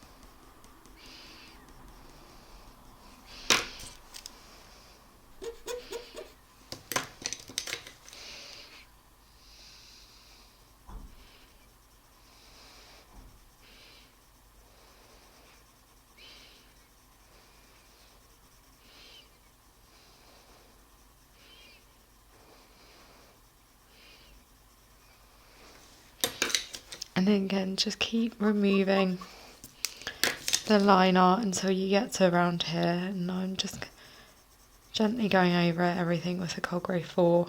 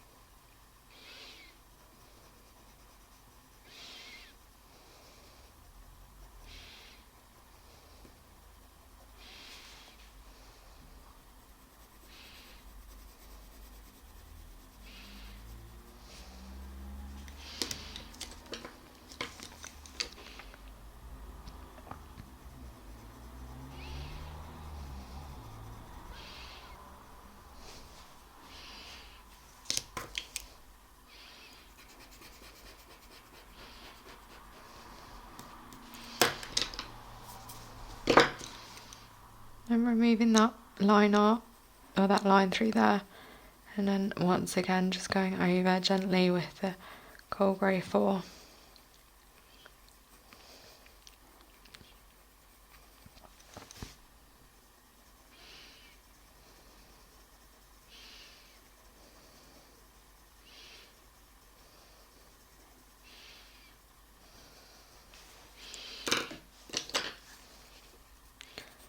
And then we're just going to take the silver grey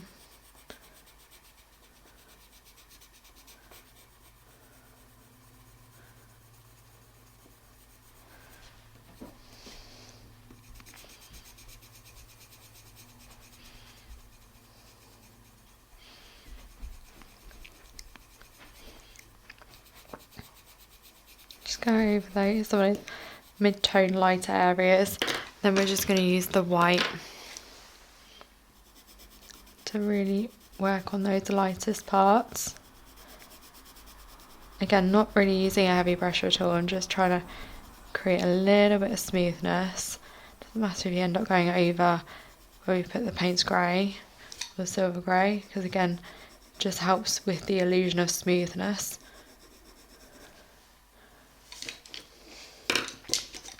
And then if you compare this area, light area here compared to this area is a little bit darker, a little bit cooler.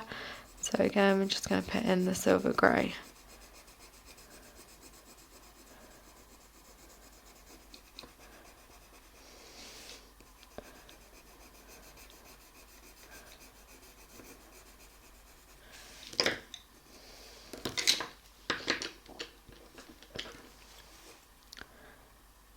Just taking a very light pressure of the black.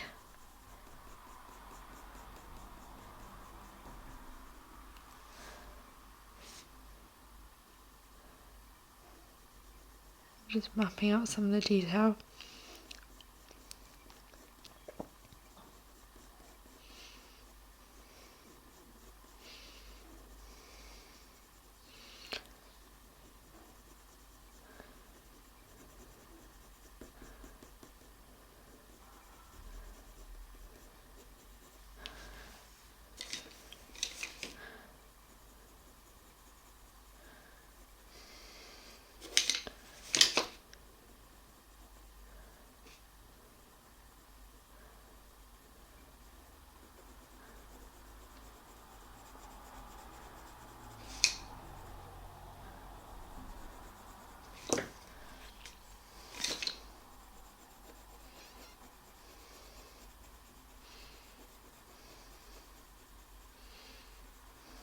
And then I'm just using some of the Cold Grey 5, and I'm just beginning to just build up a little bit more of the structure. Again, just using very light pressure.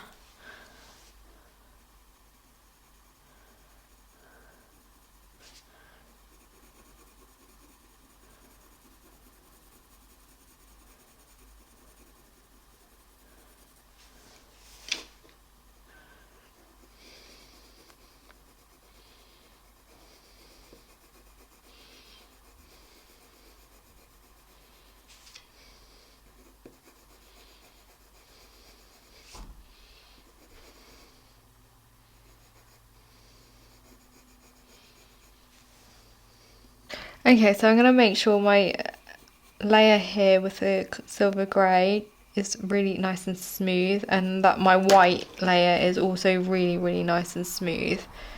And I kind of just want to just make sure that everything is smooth enough so when we go over at dark colours, it's all going to blend very seamlessly. So the way I'm going to do that is I can kind of see there's a slight sort of hint of a warmer tone through this area down here. So I'm just going to use very light pressure of some sepia 10%.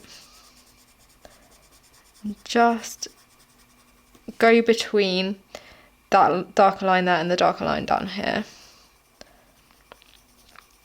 Just using a very light pressure. And then I think probably just going to go in with, I'm going to use a little bit of the warm grey 6. Now the reason why I've chosen warm grey 6 over the cold grey 6 is it just seems to give a much darker finish. If I go use the cold grey 6, it will just look a little bit wishy-washy, and at the end of the day it's just a very dark area, and we can still mix a bit of the cooler tone in, still give it that illusion of a little bit of that blue hint. So we're just going to use a very light pressure and a sharp point, and just a focus on the way the detail looks like it's sitting. So I'm drawing sort of up and down motions here to just kind of try and create a little bit of a seamless, or what will eventually become quite a seamless blend, hopefully. So when we're drawing anything like this, well, one thing is all that's very important to remember always is everything is curved. So this is the high point here, and then it goes into the shadow and it comes So it goes from the shadow into the lighter area and back into the shadow. So if you imagine you're drawing a curve, then this is the high point, and you're not going to have a harsh line and it's just going to be harsh line, harsh line. It's going to like smoothly go into the light area, which is why it's important to go in with a mid-tone. So in this instance, I'm using a little bit of the cold grey 4, and I'm just going to start to just blend a little bit of the cold grey 4 into where we've put over the top of that silver grey.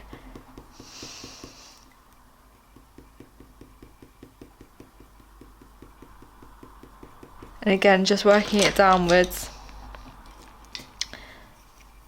And then we can just take a little tiny amount of the warm grey 6, and all I'm doing is just gently taking it over from the black.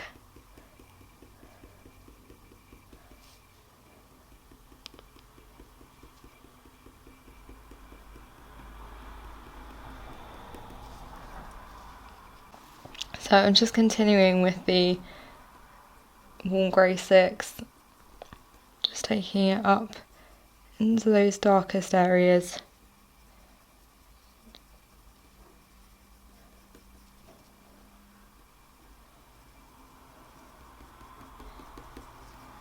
And then kind of see at the top here, there's a little bit of like a purpley hue, so I'm just going to take a little bit of the sepia, 10%. And again, just lightly sort of like glazing over.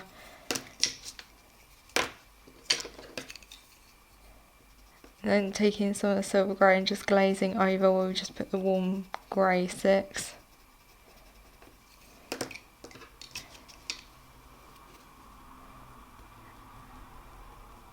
And just using tiny little circular motions and a light pressure just to start to fade out from this black line that we've got in here.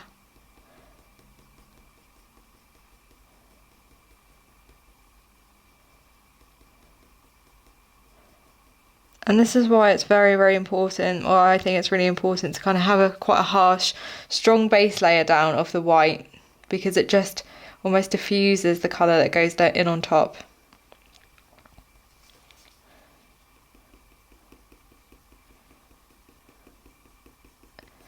And just allows us to layer over really smoothly.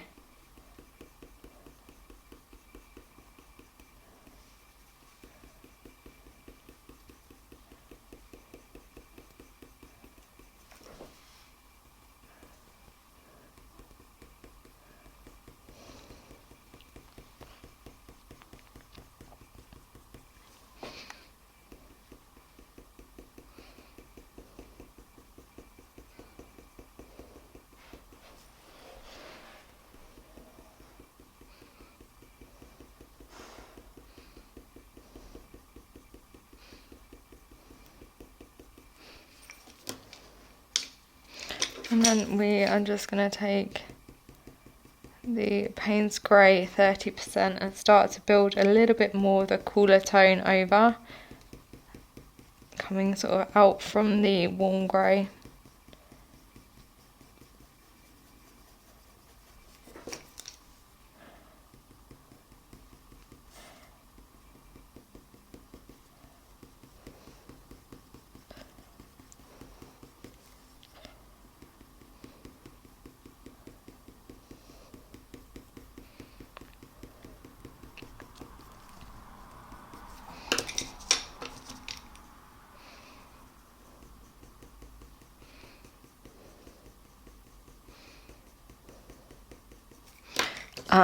And then of course we've got a little bit of black here which goes quite dark, so I think I'm just going to layer in a little bit of the polychromos black, just right in the centre there where I can see it is quite more super dark.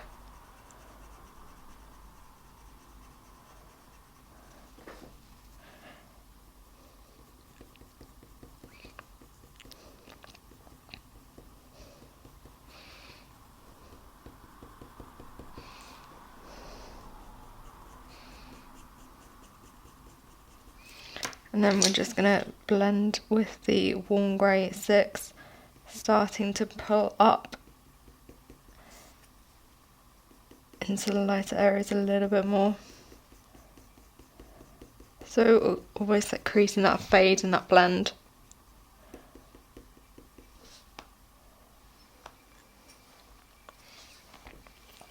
You could also use a little bit of the sepia 50%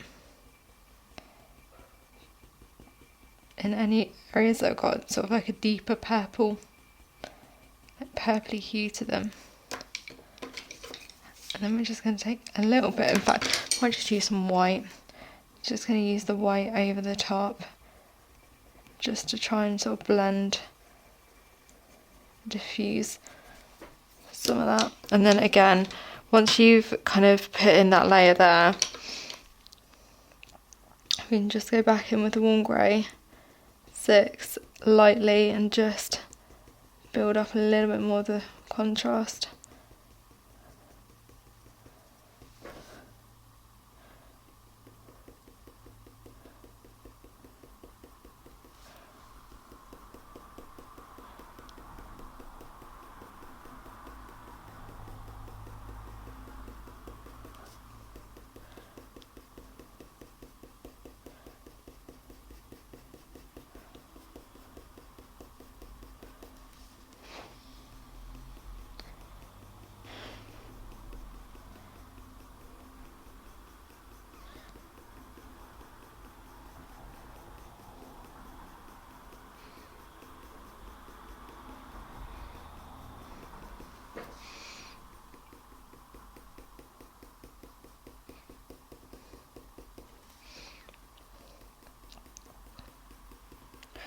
Just again continuing with the warm grey 6, just building everything up really, really gently. And then we're just going to take a little bit of the cold grey 5 and just begin to go into where that white is and down from the black again, just doing the same technique as we did with the warm grey, so just trying to sort of create a little bit of a feather or a fade.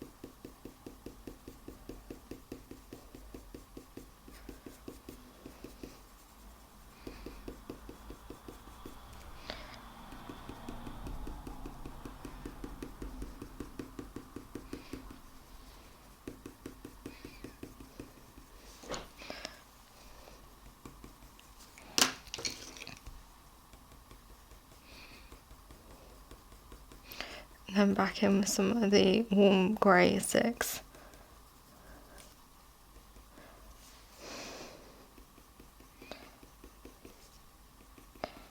Just trying to make everything really, really blended.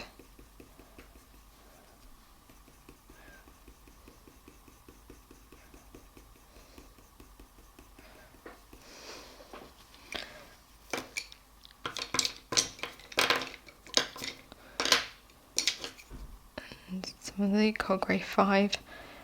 Just, as I said, just trying to sort of make sure everything looks really, really blended.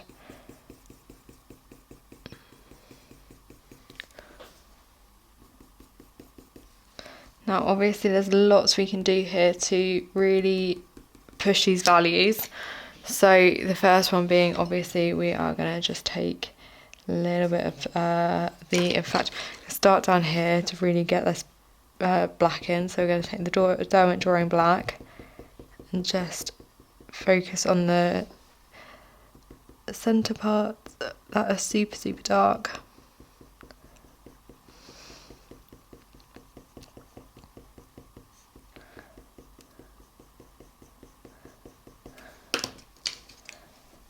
Then we're just going to take, again, a little bit more black and just start, this is the black from the Polychromos.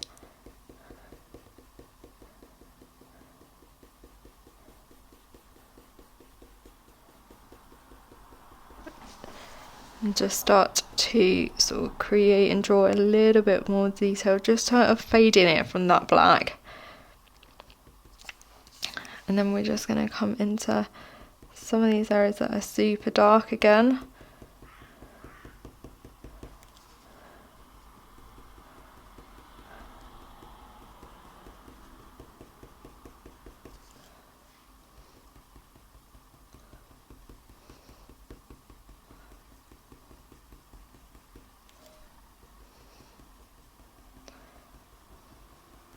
And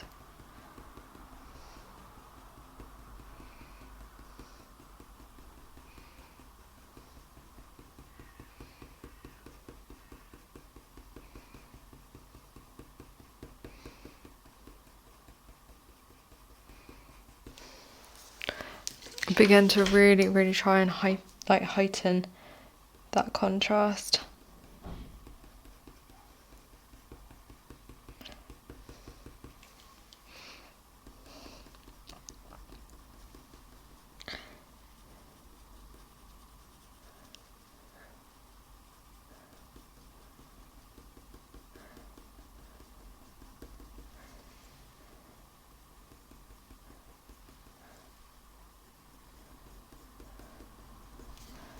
And then we are just going to use a little bit of the darker sepia. Just again running this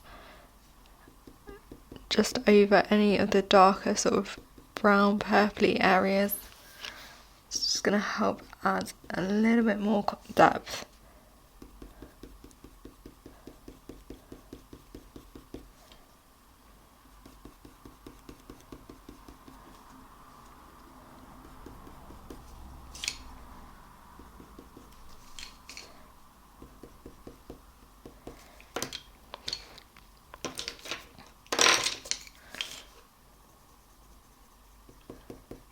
And then again, just taking the cold grey 6.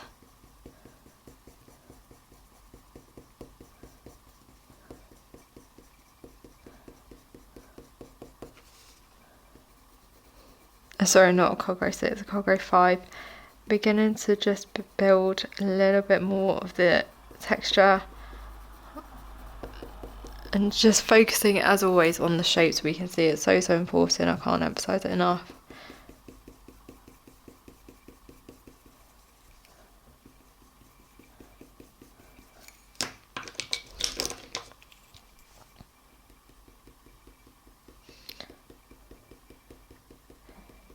And again, just taking a light pressure of the polychromos black. Always just drawing tiny little lines. Just to deepen and darken.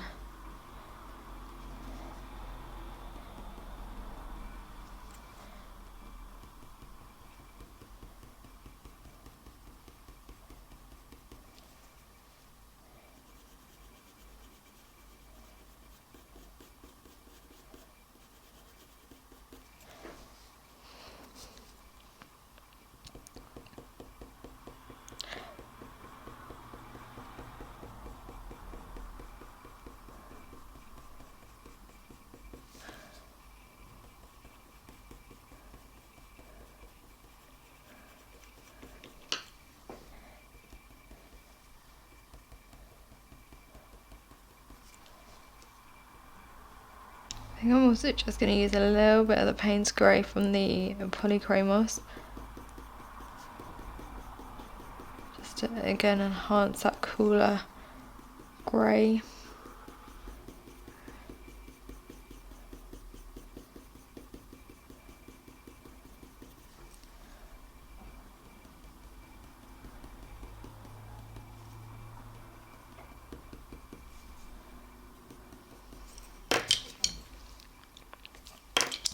And I think, again, if you're struggling to get that much sort of like depth to the spit down here, just go over gently with the Derwent Drawing Black.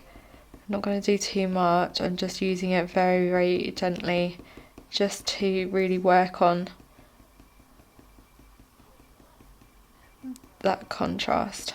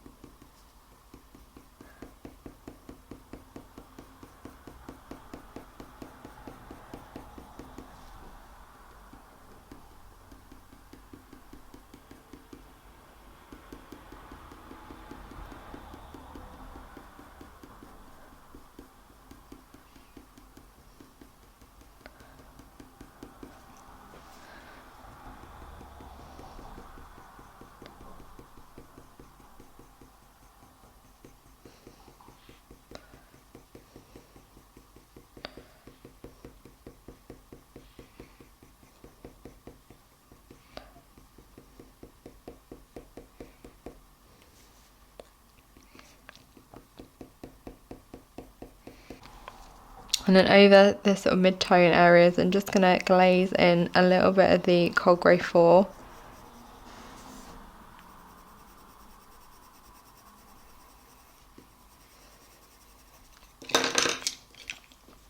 And then again, just going over as we head in towards those lighter areas with a little bit of the polychromos black. Again, this is just about adding a soft amount of detail.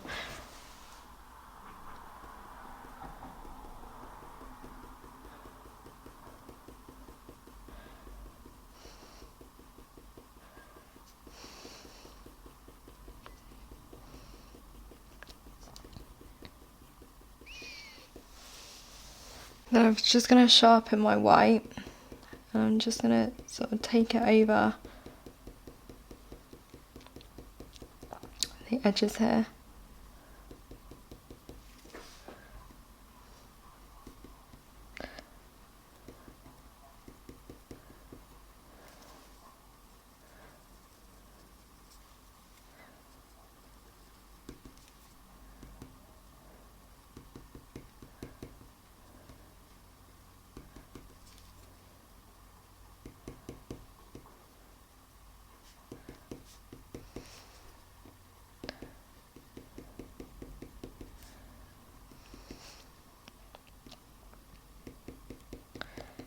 And this is just going to hopefully create a really nice sort of like seamless blend. And the other thing you could do is just take the slice tool and just use this over the top just to lift off some of that detail.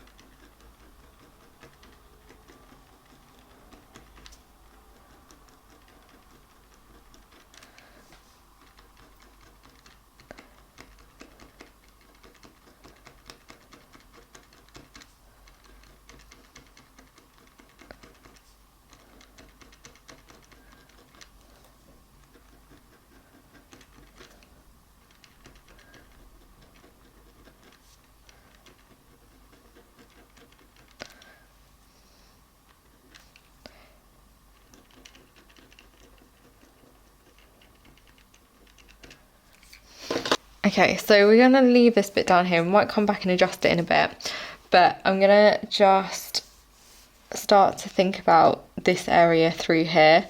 So again, just going to create almost like a smooth layer. So basically, I'm just looking for the lightest sort of parts and just trying to make my paper that colour. And then over the top, obviously, go with the darker details. So just taking a light pressure of the cold grey 5, just focusing on adding those little details here and there. And then again, just going to take a bit of this silver grey, make sure that is in those lighter areas. And then just using the cold grey 5 to just start to build a little bit of the detail. Of course, leaving those lighter areas showing through.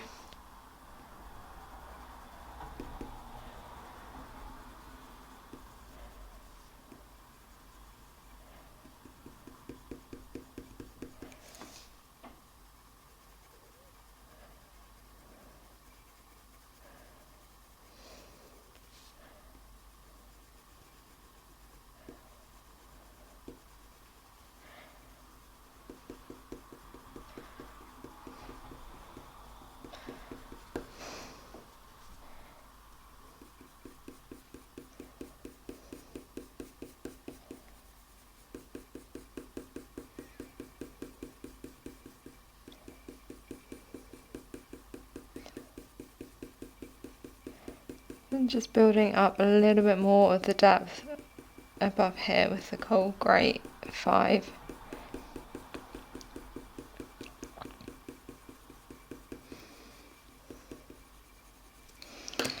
Maybe even going in with a bit of the black, gently, to give a little bit of detail to those lashes.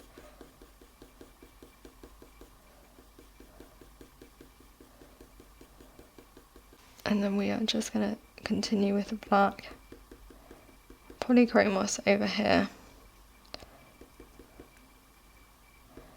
Start to build and blend some of that detail in. Again, you can just use a light pressure. We don't want to make it too sort of dark at the moment. Just trying to establish a little bit of where that detail sits.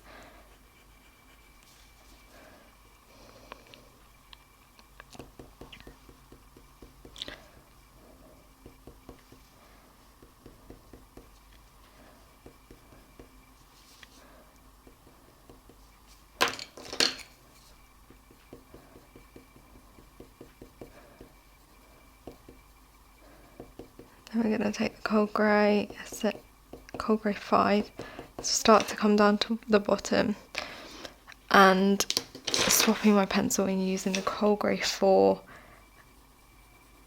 just to start lightly to again establish a bit of those lighter details.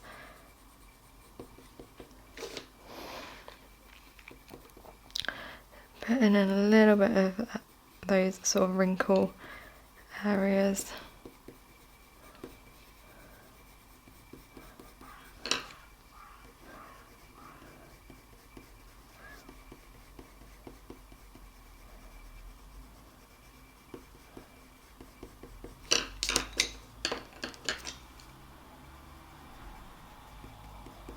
And then again some of the 5, cold grey 5.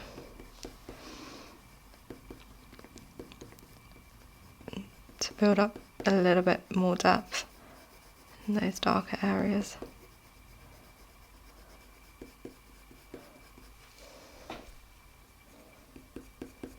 So at the top here we can see we've got a little bit of like an orangey hue. There's a little bit of like a light fur, like orangey fur. So I'm just going to take a little bit, tiny bit of the brown ochre 10%. Running that down. And I'm also going to blend it with some of the silver grey.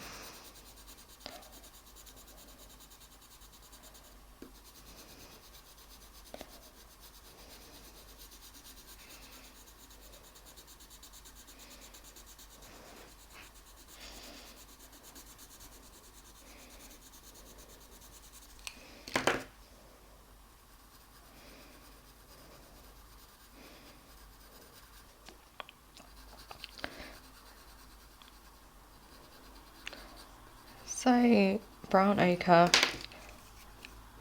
and silver grey, smoothing it down as we go, just using a light consistent pressure. It doesn't matter, we blend them together a little bit, just trying to create that smooth finish. And then we're going to start detailing, and I'm going to start to use a little bit of the cold grey 4, and I've just sharpened it to give it a really nice sharp point. And I'm just going to draw in.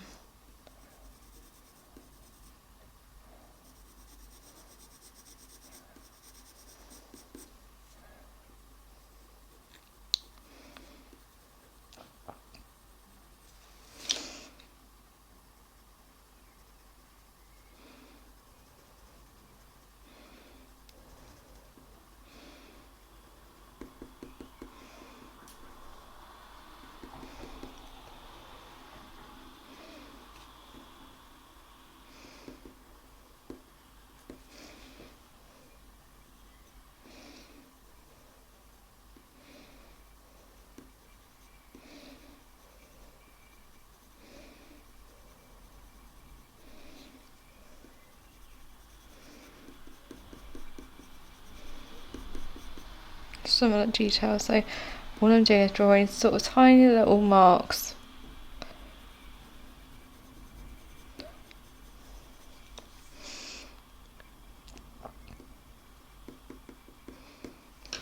Okay, so when it comes to this bit up here, now it's completely down to you and your preference.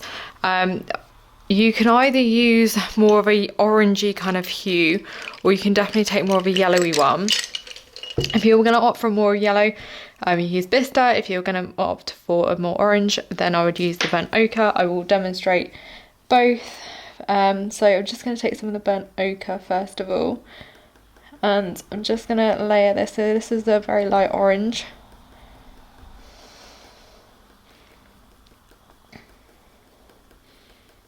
And then over this side I might just use a little bit of Vista, because it's more sort of like that yellowy brown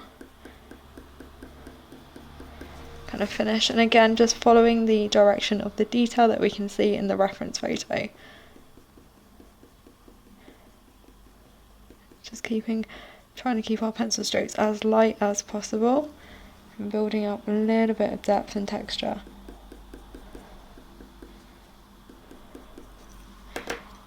And then over the top we are just going to use, I think I'm going to use a little bit of the Van Dyke brown, just because it's slightly more neutral. Just focusing on building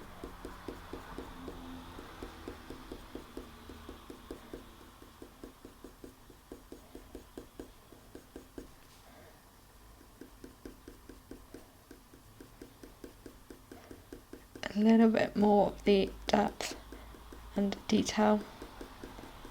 So going over the top a little bit with that sort of blue, where we've put the light blue, silver grey. And down here it gets a little bit more of that purpley hue, so I'm going to opt for a little bit of the sepia 50%.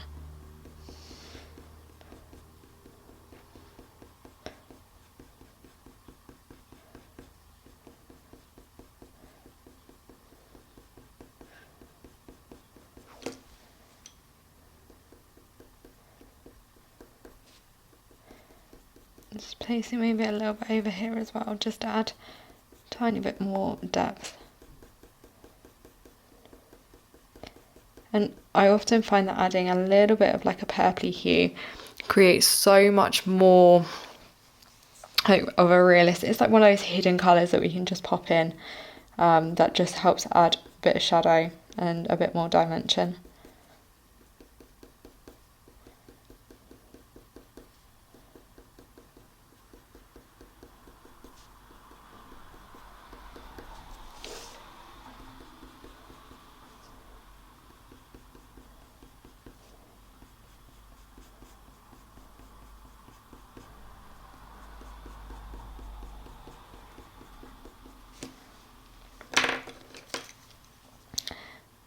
And then we're just going to take a little bit more of the cold grey 4 and just begin to look at popping a little bit just above that line there.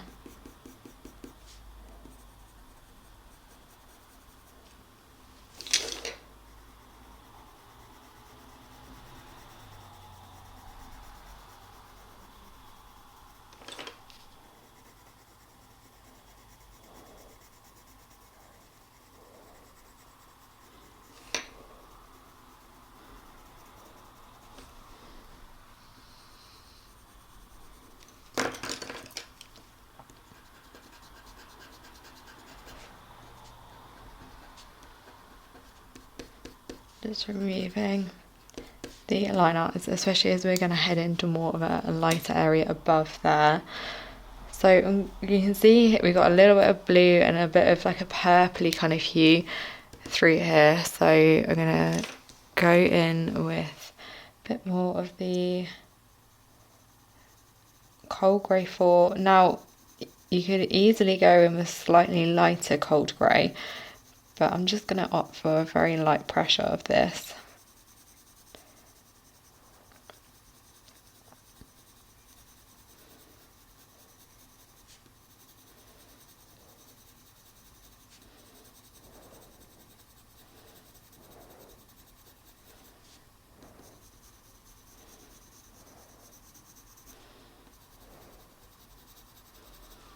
And a little bit of the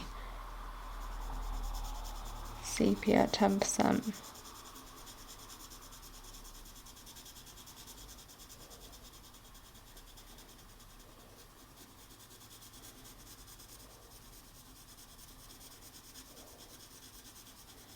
Just using a light pressure.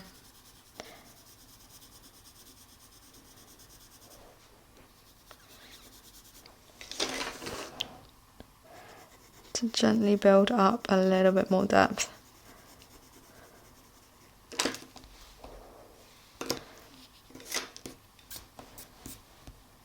And just coming below. In fact, see through here we've got these light eyelashes going through, so we really want to be incorporating a lot of the illuminance first, because it's going to make it a lot easier to go over with the slice tool.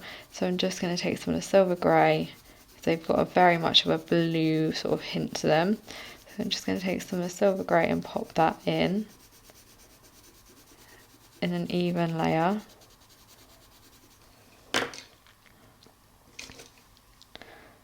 And then we're just going to take some of the cold grey 4.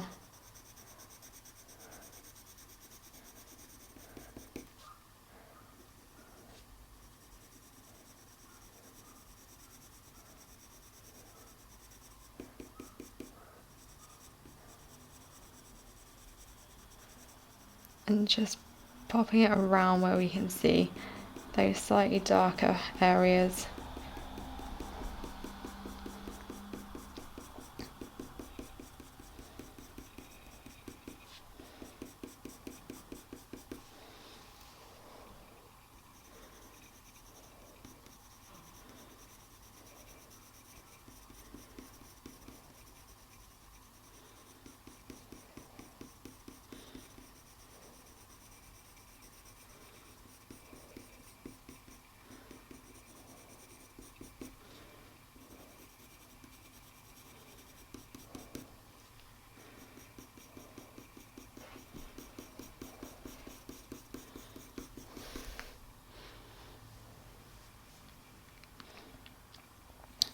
Just blocking in these darker parts, and then of course for the lighter bits we're removing the line art from underneath.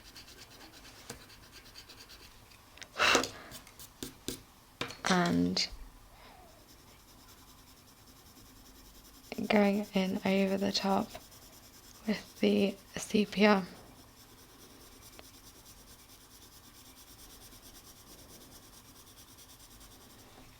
And you see there's a little bit of a yellowy hue through here, so you could even just add a little bit of the brown ochre over the top as well in your base layer.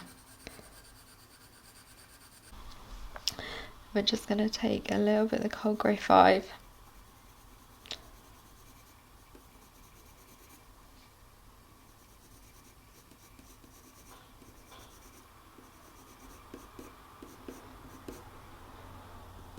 And begin to again layer up.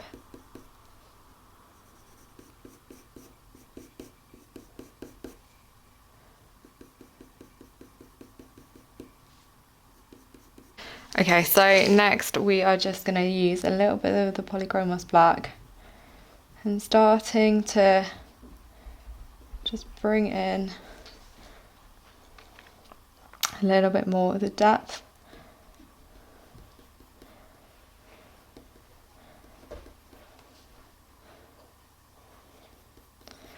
Just gently building up the structure to the eyelashes. And like I said before, it doesn't matter if it's not perfect, because again we've got the slice tool. Then we're just going to sort of tap into the eyelid just because this will create a very sort of like even light depth.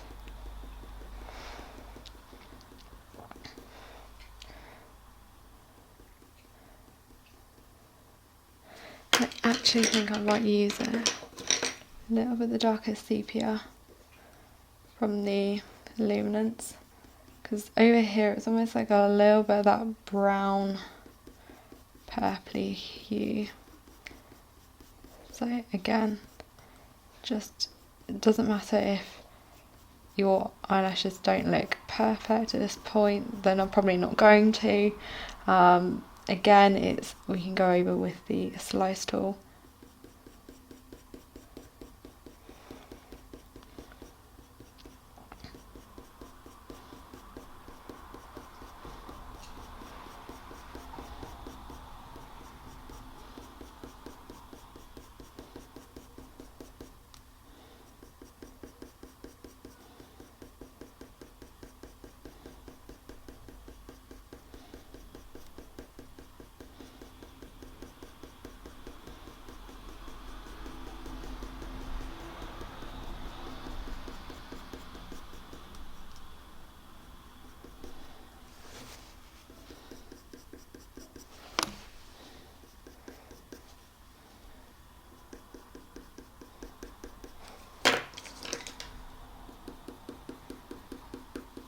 And then we're just going to take the cold grey 5 and begin to build a little bit of that cool tone through there as well.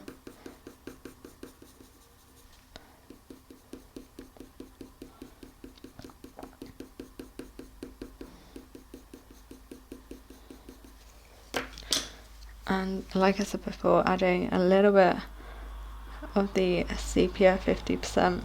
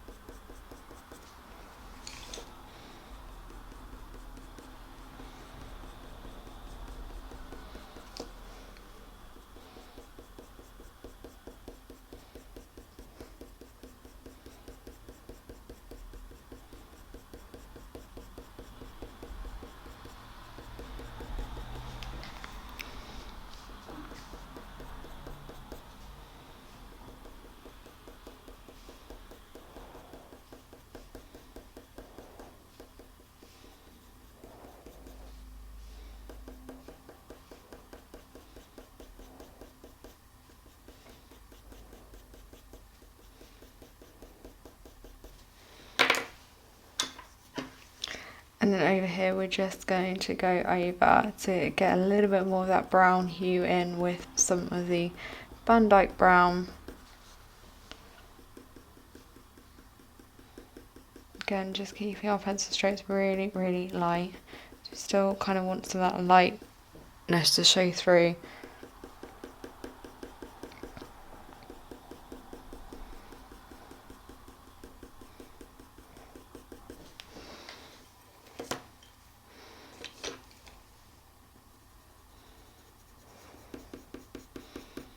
And then it's a very, very deep, dark sort of blue tone here, but again, I think I'm just going to go straight in and use a bit of black because I really want to hype up these contrasts. So I'm just going to use the Polychromos black.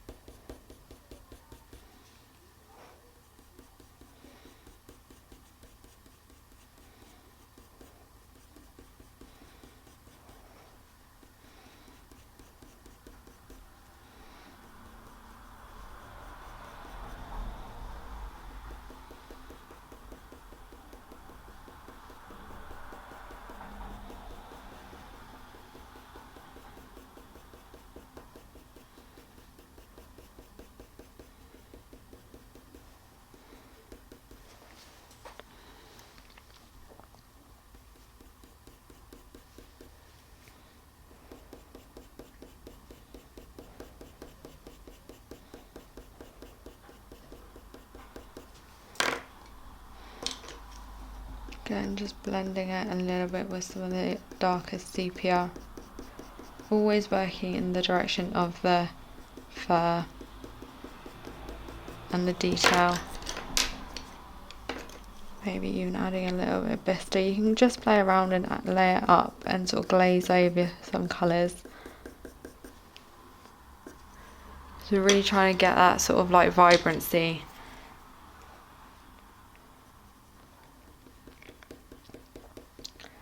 And then just blocking in a little bit more of the black.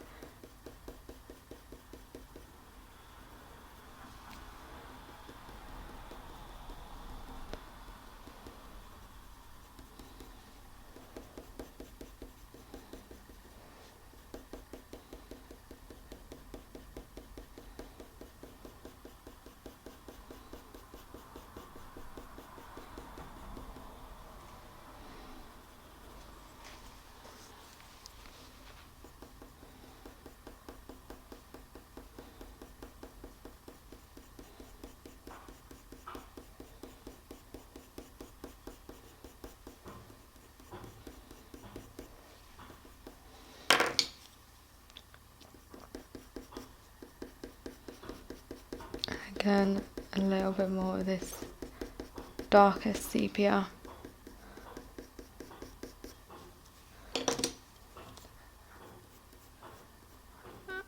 And the black. So just rinse, repeat until we get to a sort of a level that we're happy with the amount of depth. You could even go in with a little bit of the Derwent drawing black as well to really sort of pull out some of these darker parts.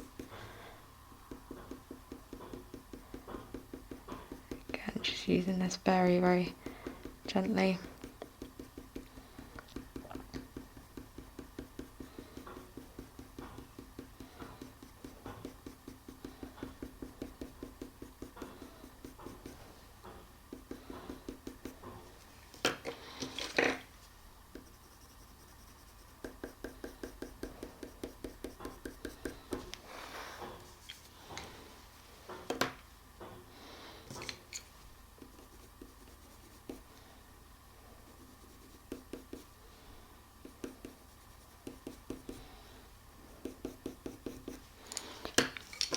Just taking this with a cold grey and then a little bit of the Payne's grey from the polychromos.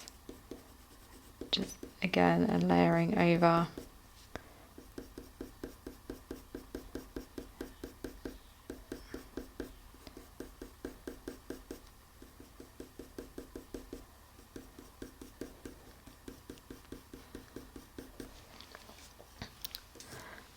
And then what you could do at this stage to really sort of like give yourself a little bit of confidence that you're doing the right thing is take the slice tool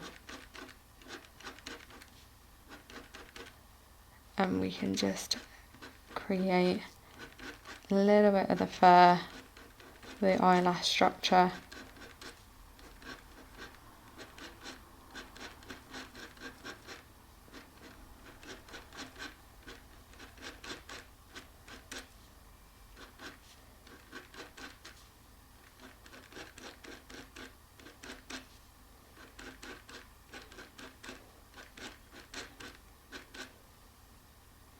And then we're going to use a slightly different brown, so I'm going to take the burnt umber.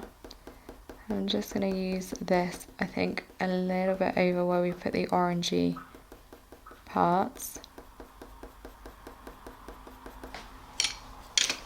Don't want to make it too dark, but we definitely want there to be a little bit more dimension and depth to this area.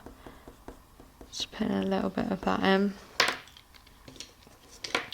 Then using again some of the cold grey 5 just to build up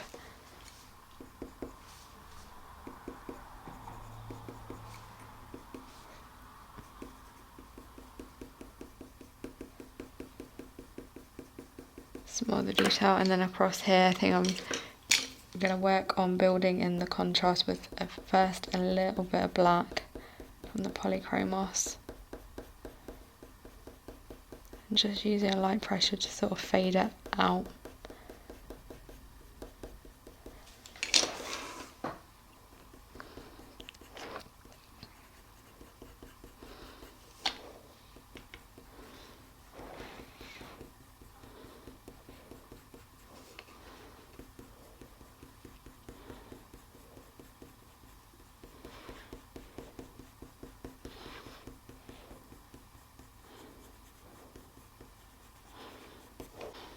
can just even take a little bit of the Derwent Drawing Black, just use it very, very gently.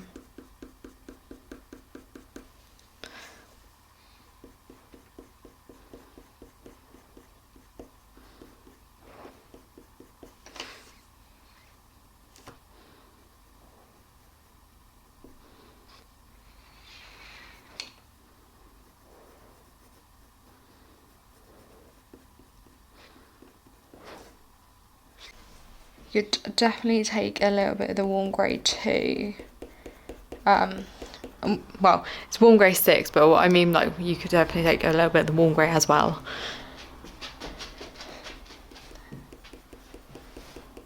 Just as I said earlier, because this just gives it, it's just got a lot more sort of like richness to the pigment than the cold grey.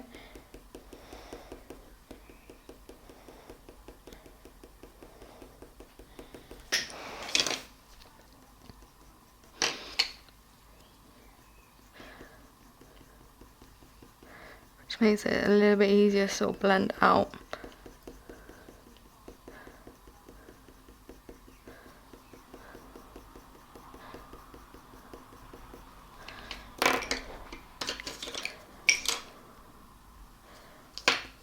I'm just going to use some of the cold grey 6 this time, just to again establish a little bit more of the detail.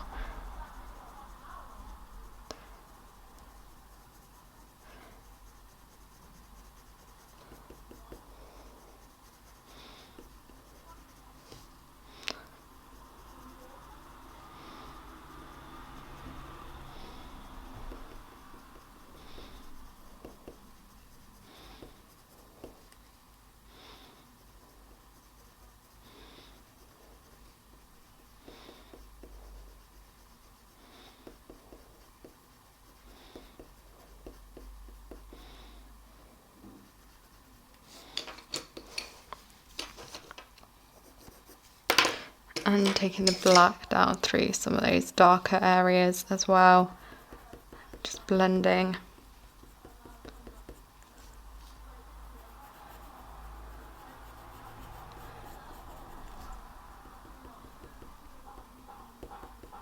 And following some of the direction and shapes. So it's almost like as soon as you get a smooth kind of finish down on your paper, then you can start to go in and add colours over the top and details. So again, just taking some of the cold grey 6.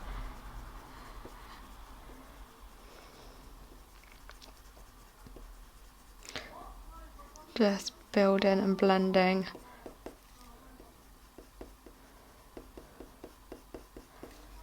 A little bit more of that, and maybe even a bit of the sepia, 50%.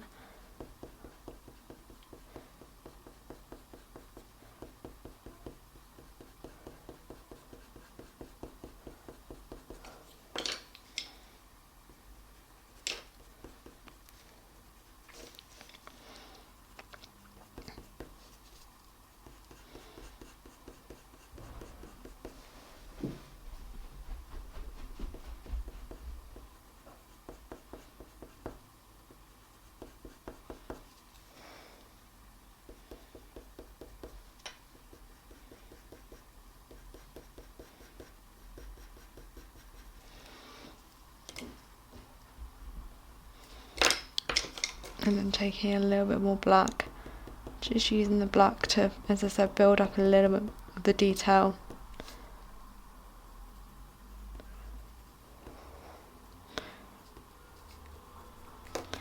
And as always, if you're not getting enough sort of contrast or depth down with your black, then go in with the Derwent Drawing Black. But again, just place this very, very carefully down.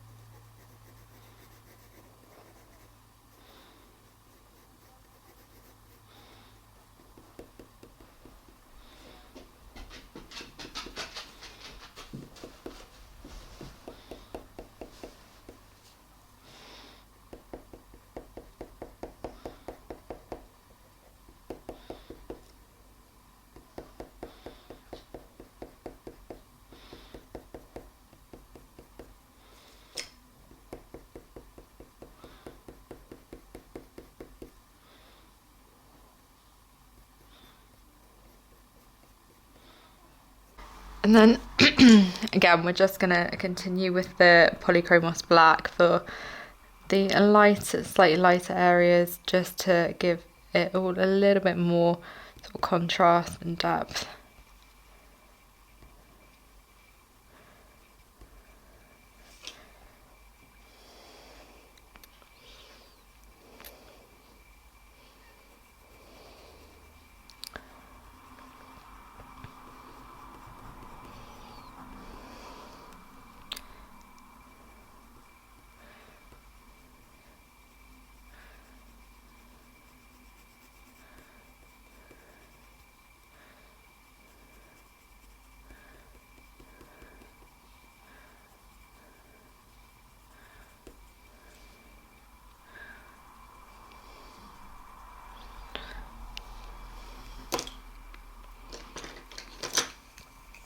We're just going to take more of the silver grey down in this corner here, just glaze it all the way over, making sure it's nice and smooth. And then just using a little bit of the cold grey 6 again.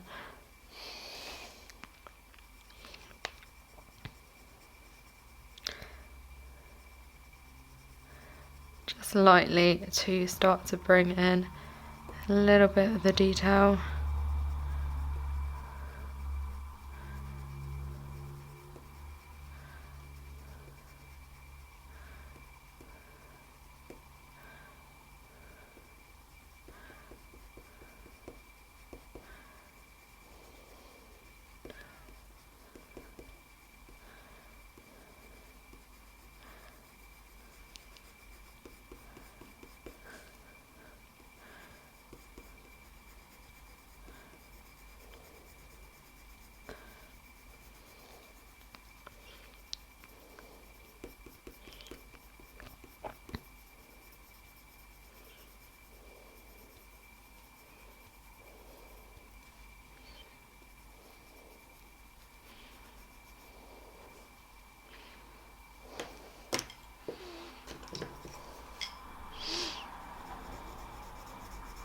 And then for those sort of blue tone areas over here, we're just going to take a little bit of the Payne's Grey, 30%.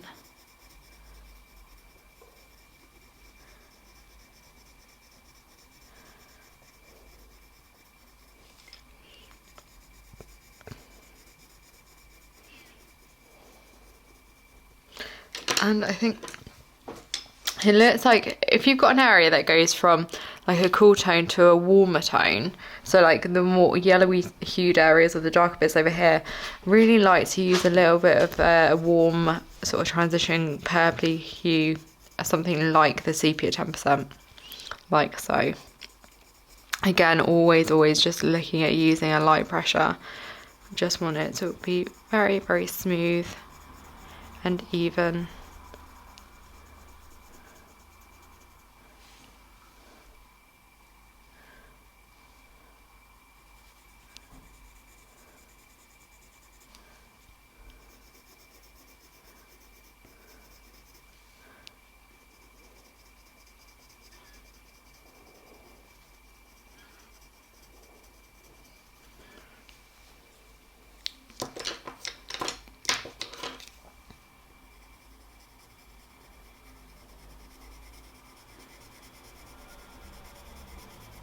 Again, just taking more of the Payne's Grey, 30%.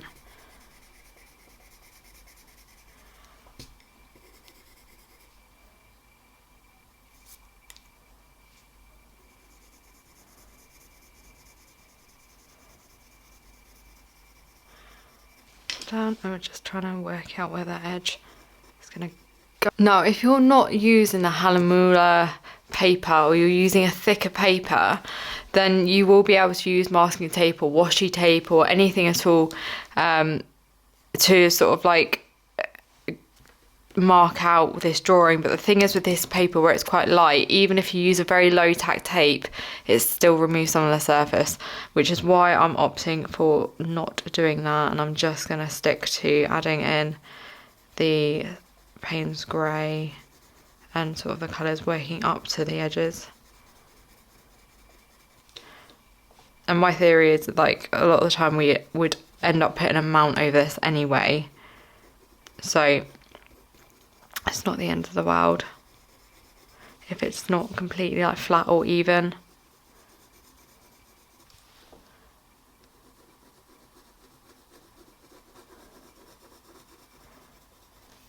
Then again, we're just going to take a little bit of the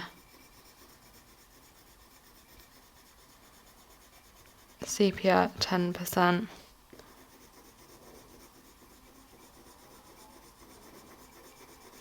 So again, we're going to go from a cold area into a warmer area, and a little bit through here as well because it gets super, super dark.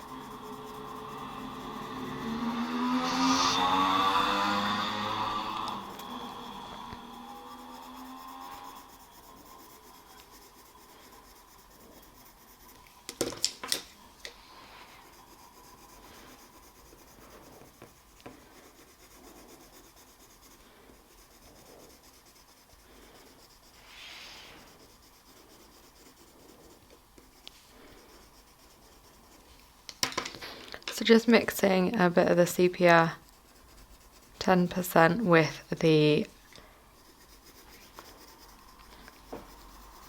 cold grey.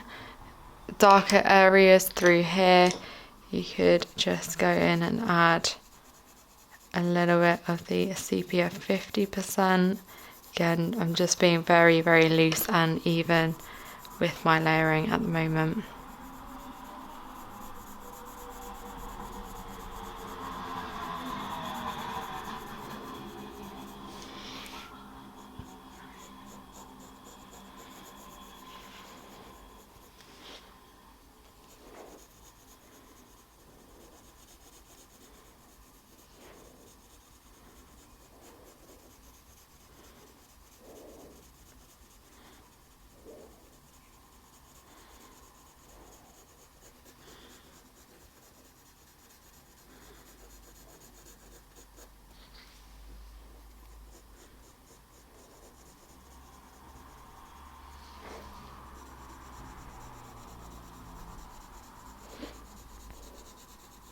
And as we're on these like base layers, I'm just going to jump over to this side as well, still with the sepia 50%, and just lightly start to map out.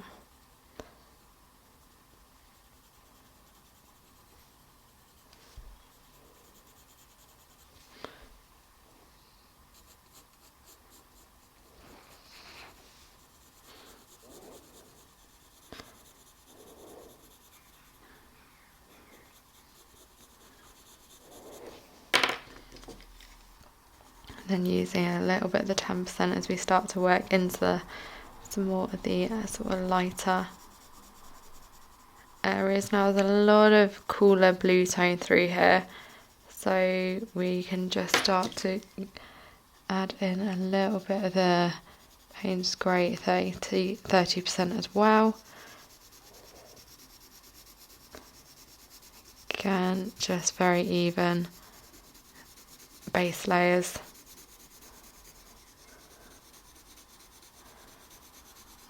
Now, you can remove the line art, but because I know I'm going to be going over this a lot with some darker colours, I'm not bothering at the moment.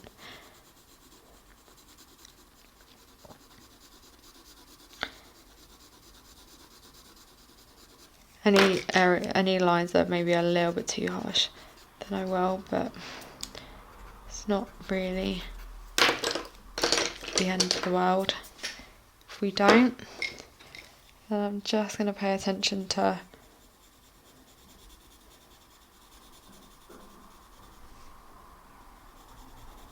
how the area above here is sitting, so where there's a little bit of like a more purpley hue compared to where it starts getting a little bit more of the yellowy side.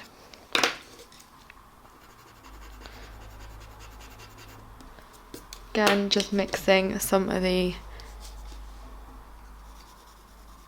sepia and some of the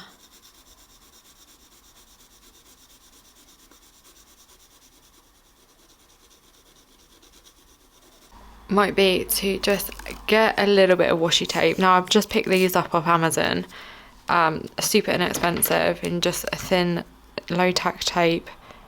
I've marked out the corners here, but I'm just gonna pop that over, just gently, really gently, just put that in for a second, just so I can run my pencil against it.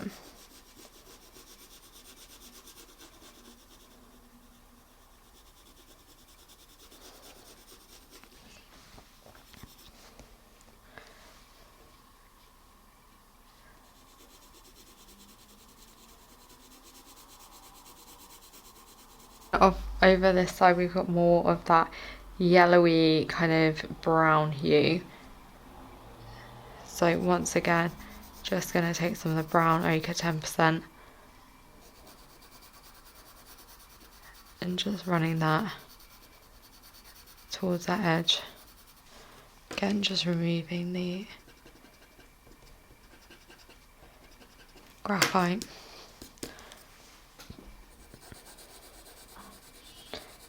Again, just light layers.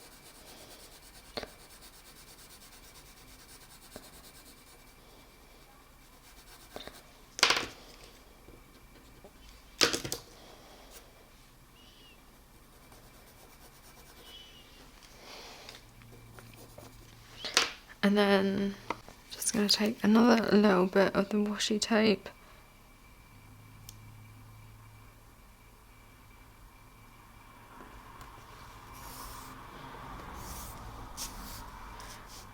And just take my dark sepia. It's just a sepia 50%. Just running that towards that line there.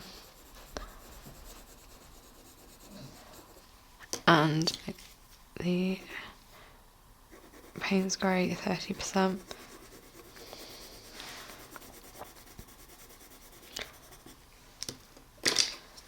And then again, we're just going to take the brown ochre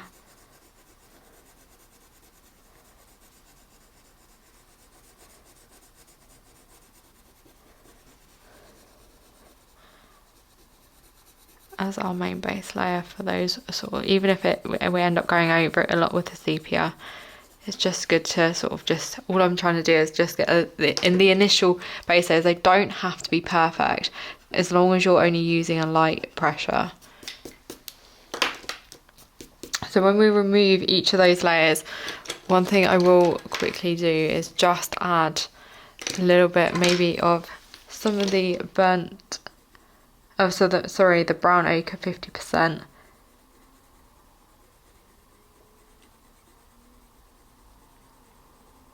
So I'm removing the line up bit by bit. I'm just going over those wrinkle lines a little bit with this. Just putting in a little bit of the detail, just so we don't lose our place with anything.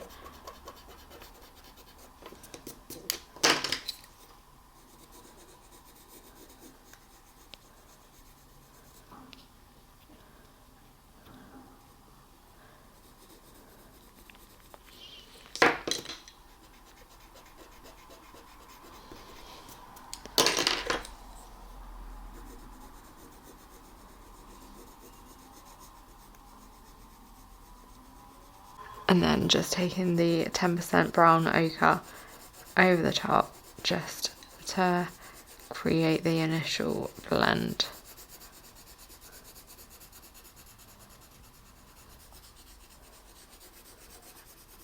More a yellowy base.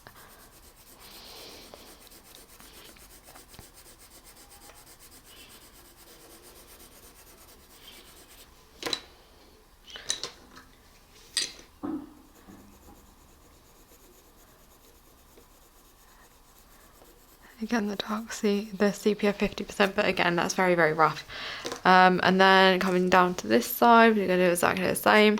Now, on this side, you can kind of see there's a little bit more of a purpley sepia, very light hue. So I'm just going to add in the 10%.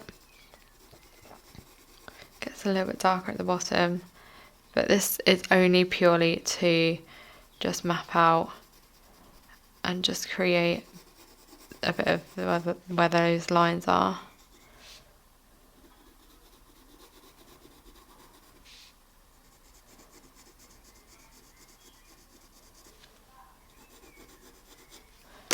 Gets a little bit darker, as I said, at the bottom, so you could just go in loosely with the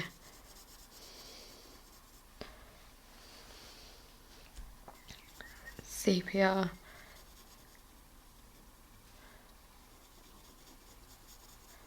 %.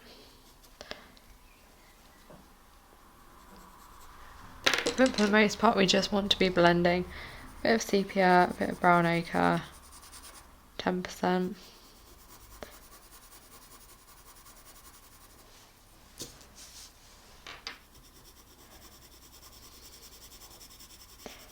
So 10%.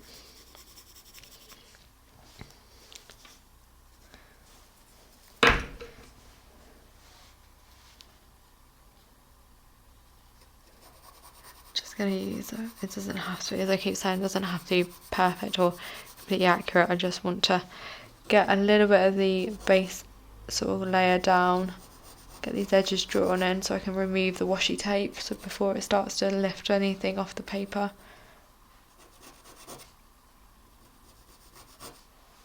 What's going on there? It feels a bit scratchy. I'm just going to take the sepia again, 10%.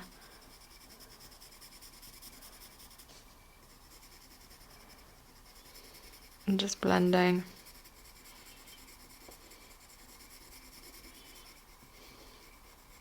The brown with the sepia. The brown ochre, I mean.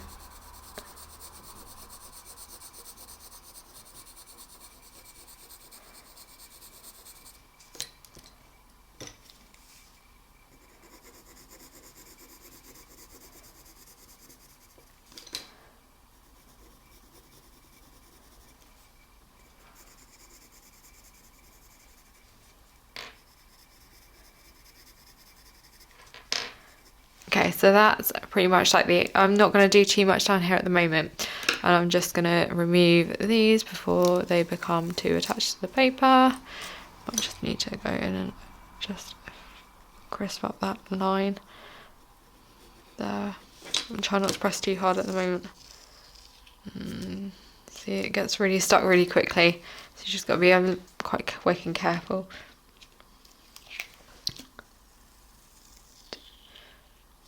Peeling it as gently as possible.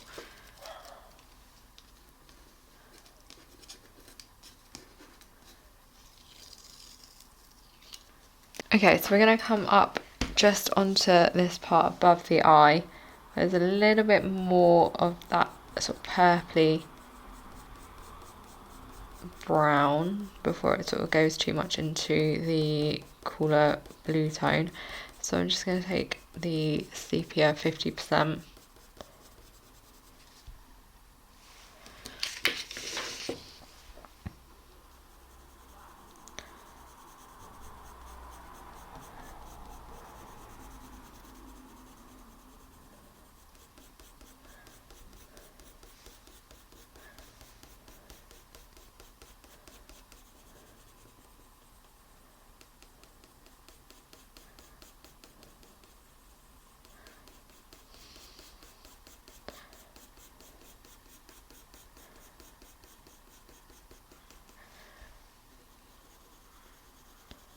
Just adding small even layers.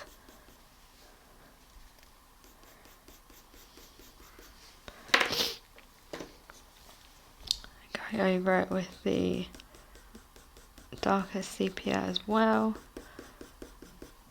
just to really work in a little bit more of that depth.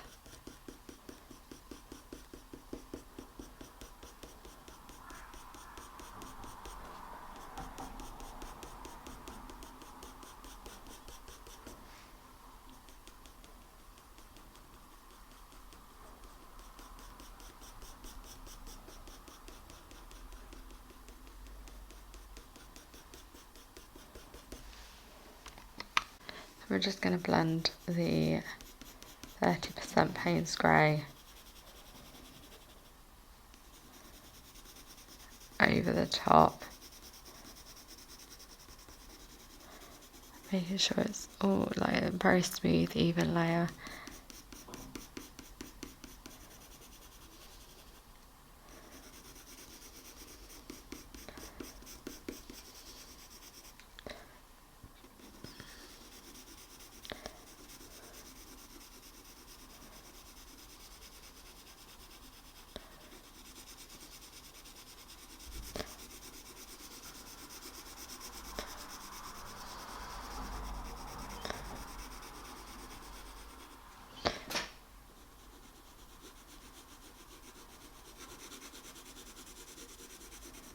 We're just going to take a little bit of the cold grey 6. Now you can see as it works upwards it goes a little bit more out of focus.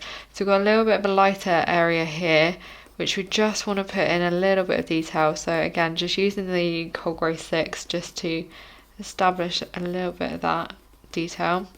Then we're just going to use a very light pressure just to sort of pull in from the sepia that we just put down. Still making sure we can keep that lightness showing through.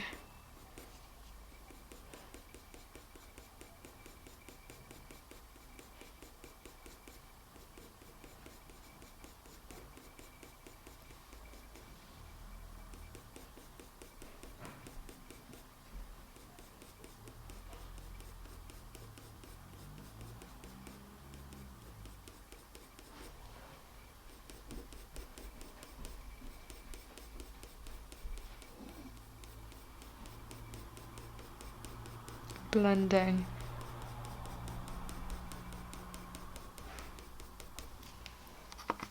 For any of those more purpley toned areas, we're just going to use some of the sepia 10%, and again focusing on direction here.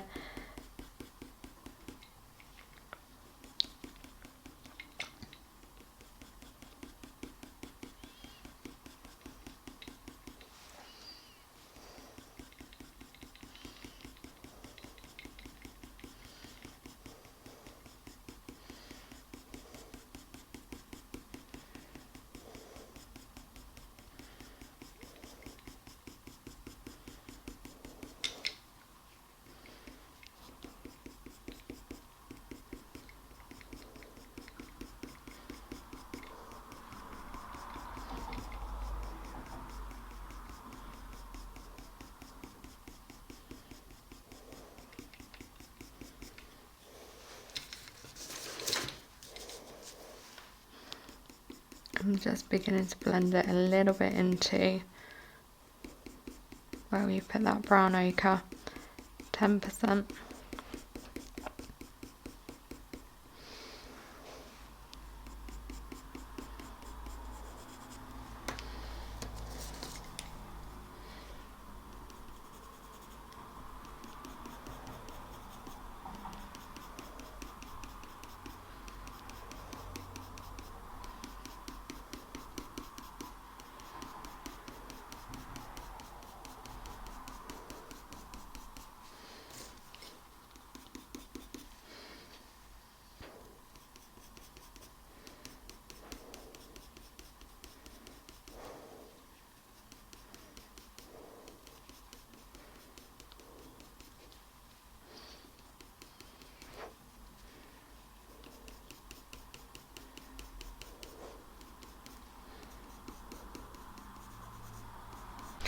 Then just keep layering in with the with the sepia 50% and some of the cold grey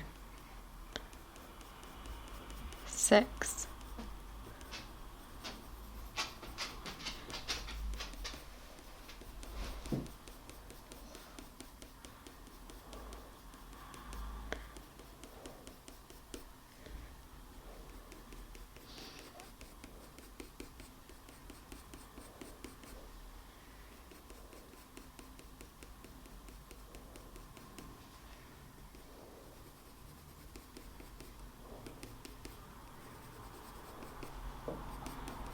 And again, all we're doing is paying close attention to the direction and the length of the fur,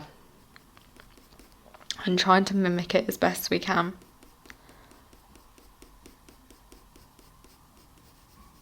Again, doesn't have to be completely accurate or perfect. We are humans and not cameras. Take a little bit more down here. Again, you'll notice that I'm just using the lightest of light pressures just to create that sort of fade between the light areas and the darker ones.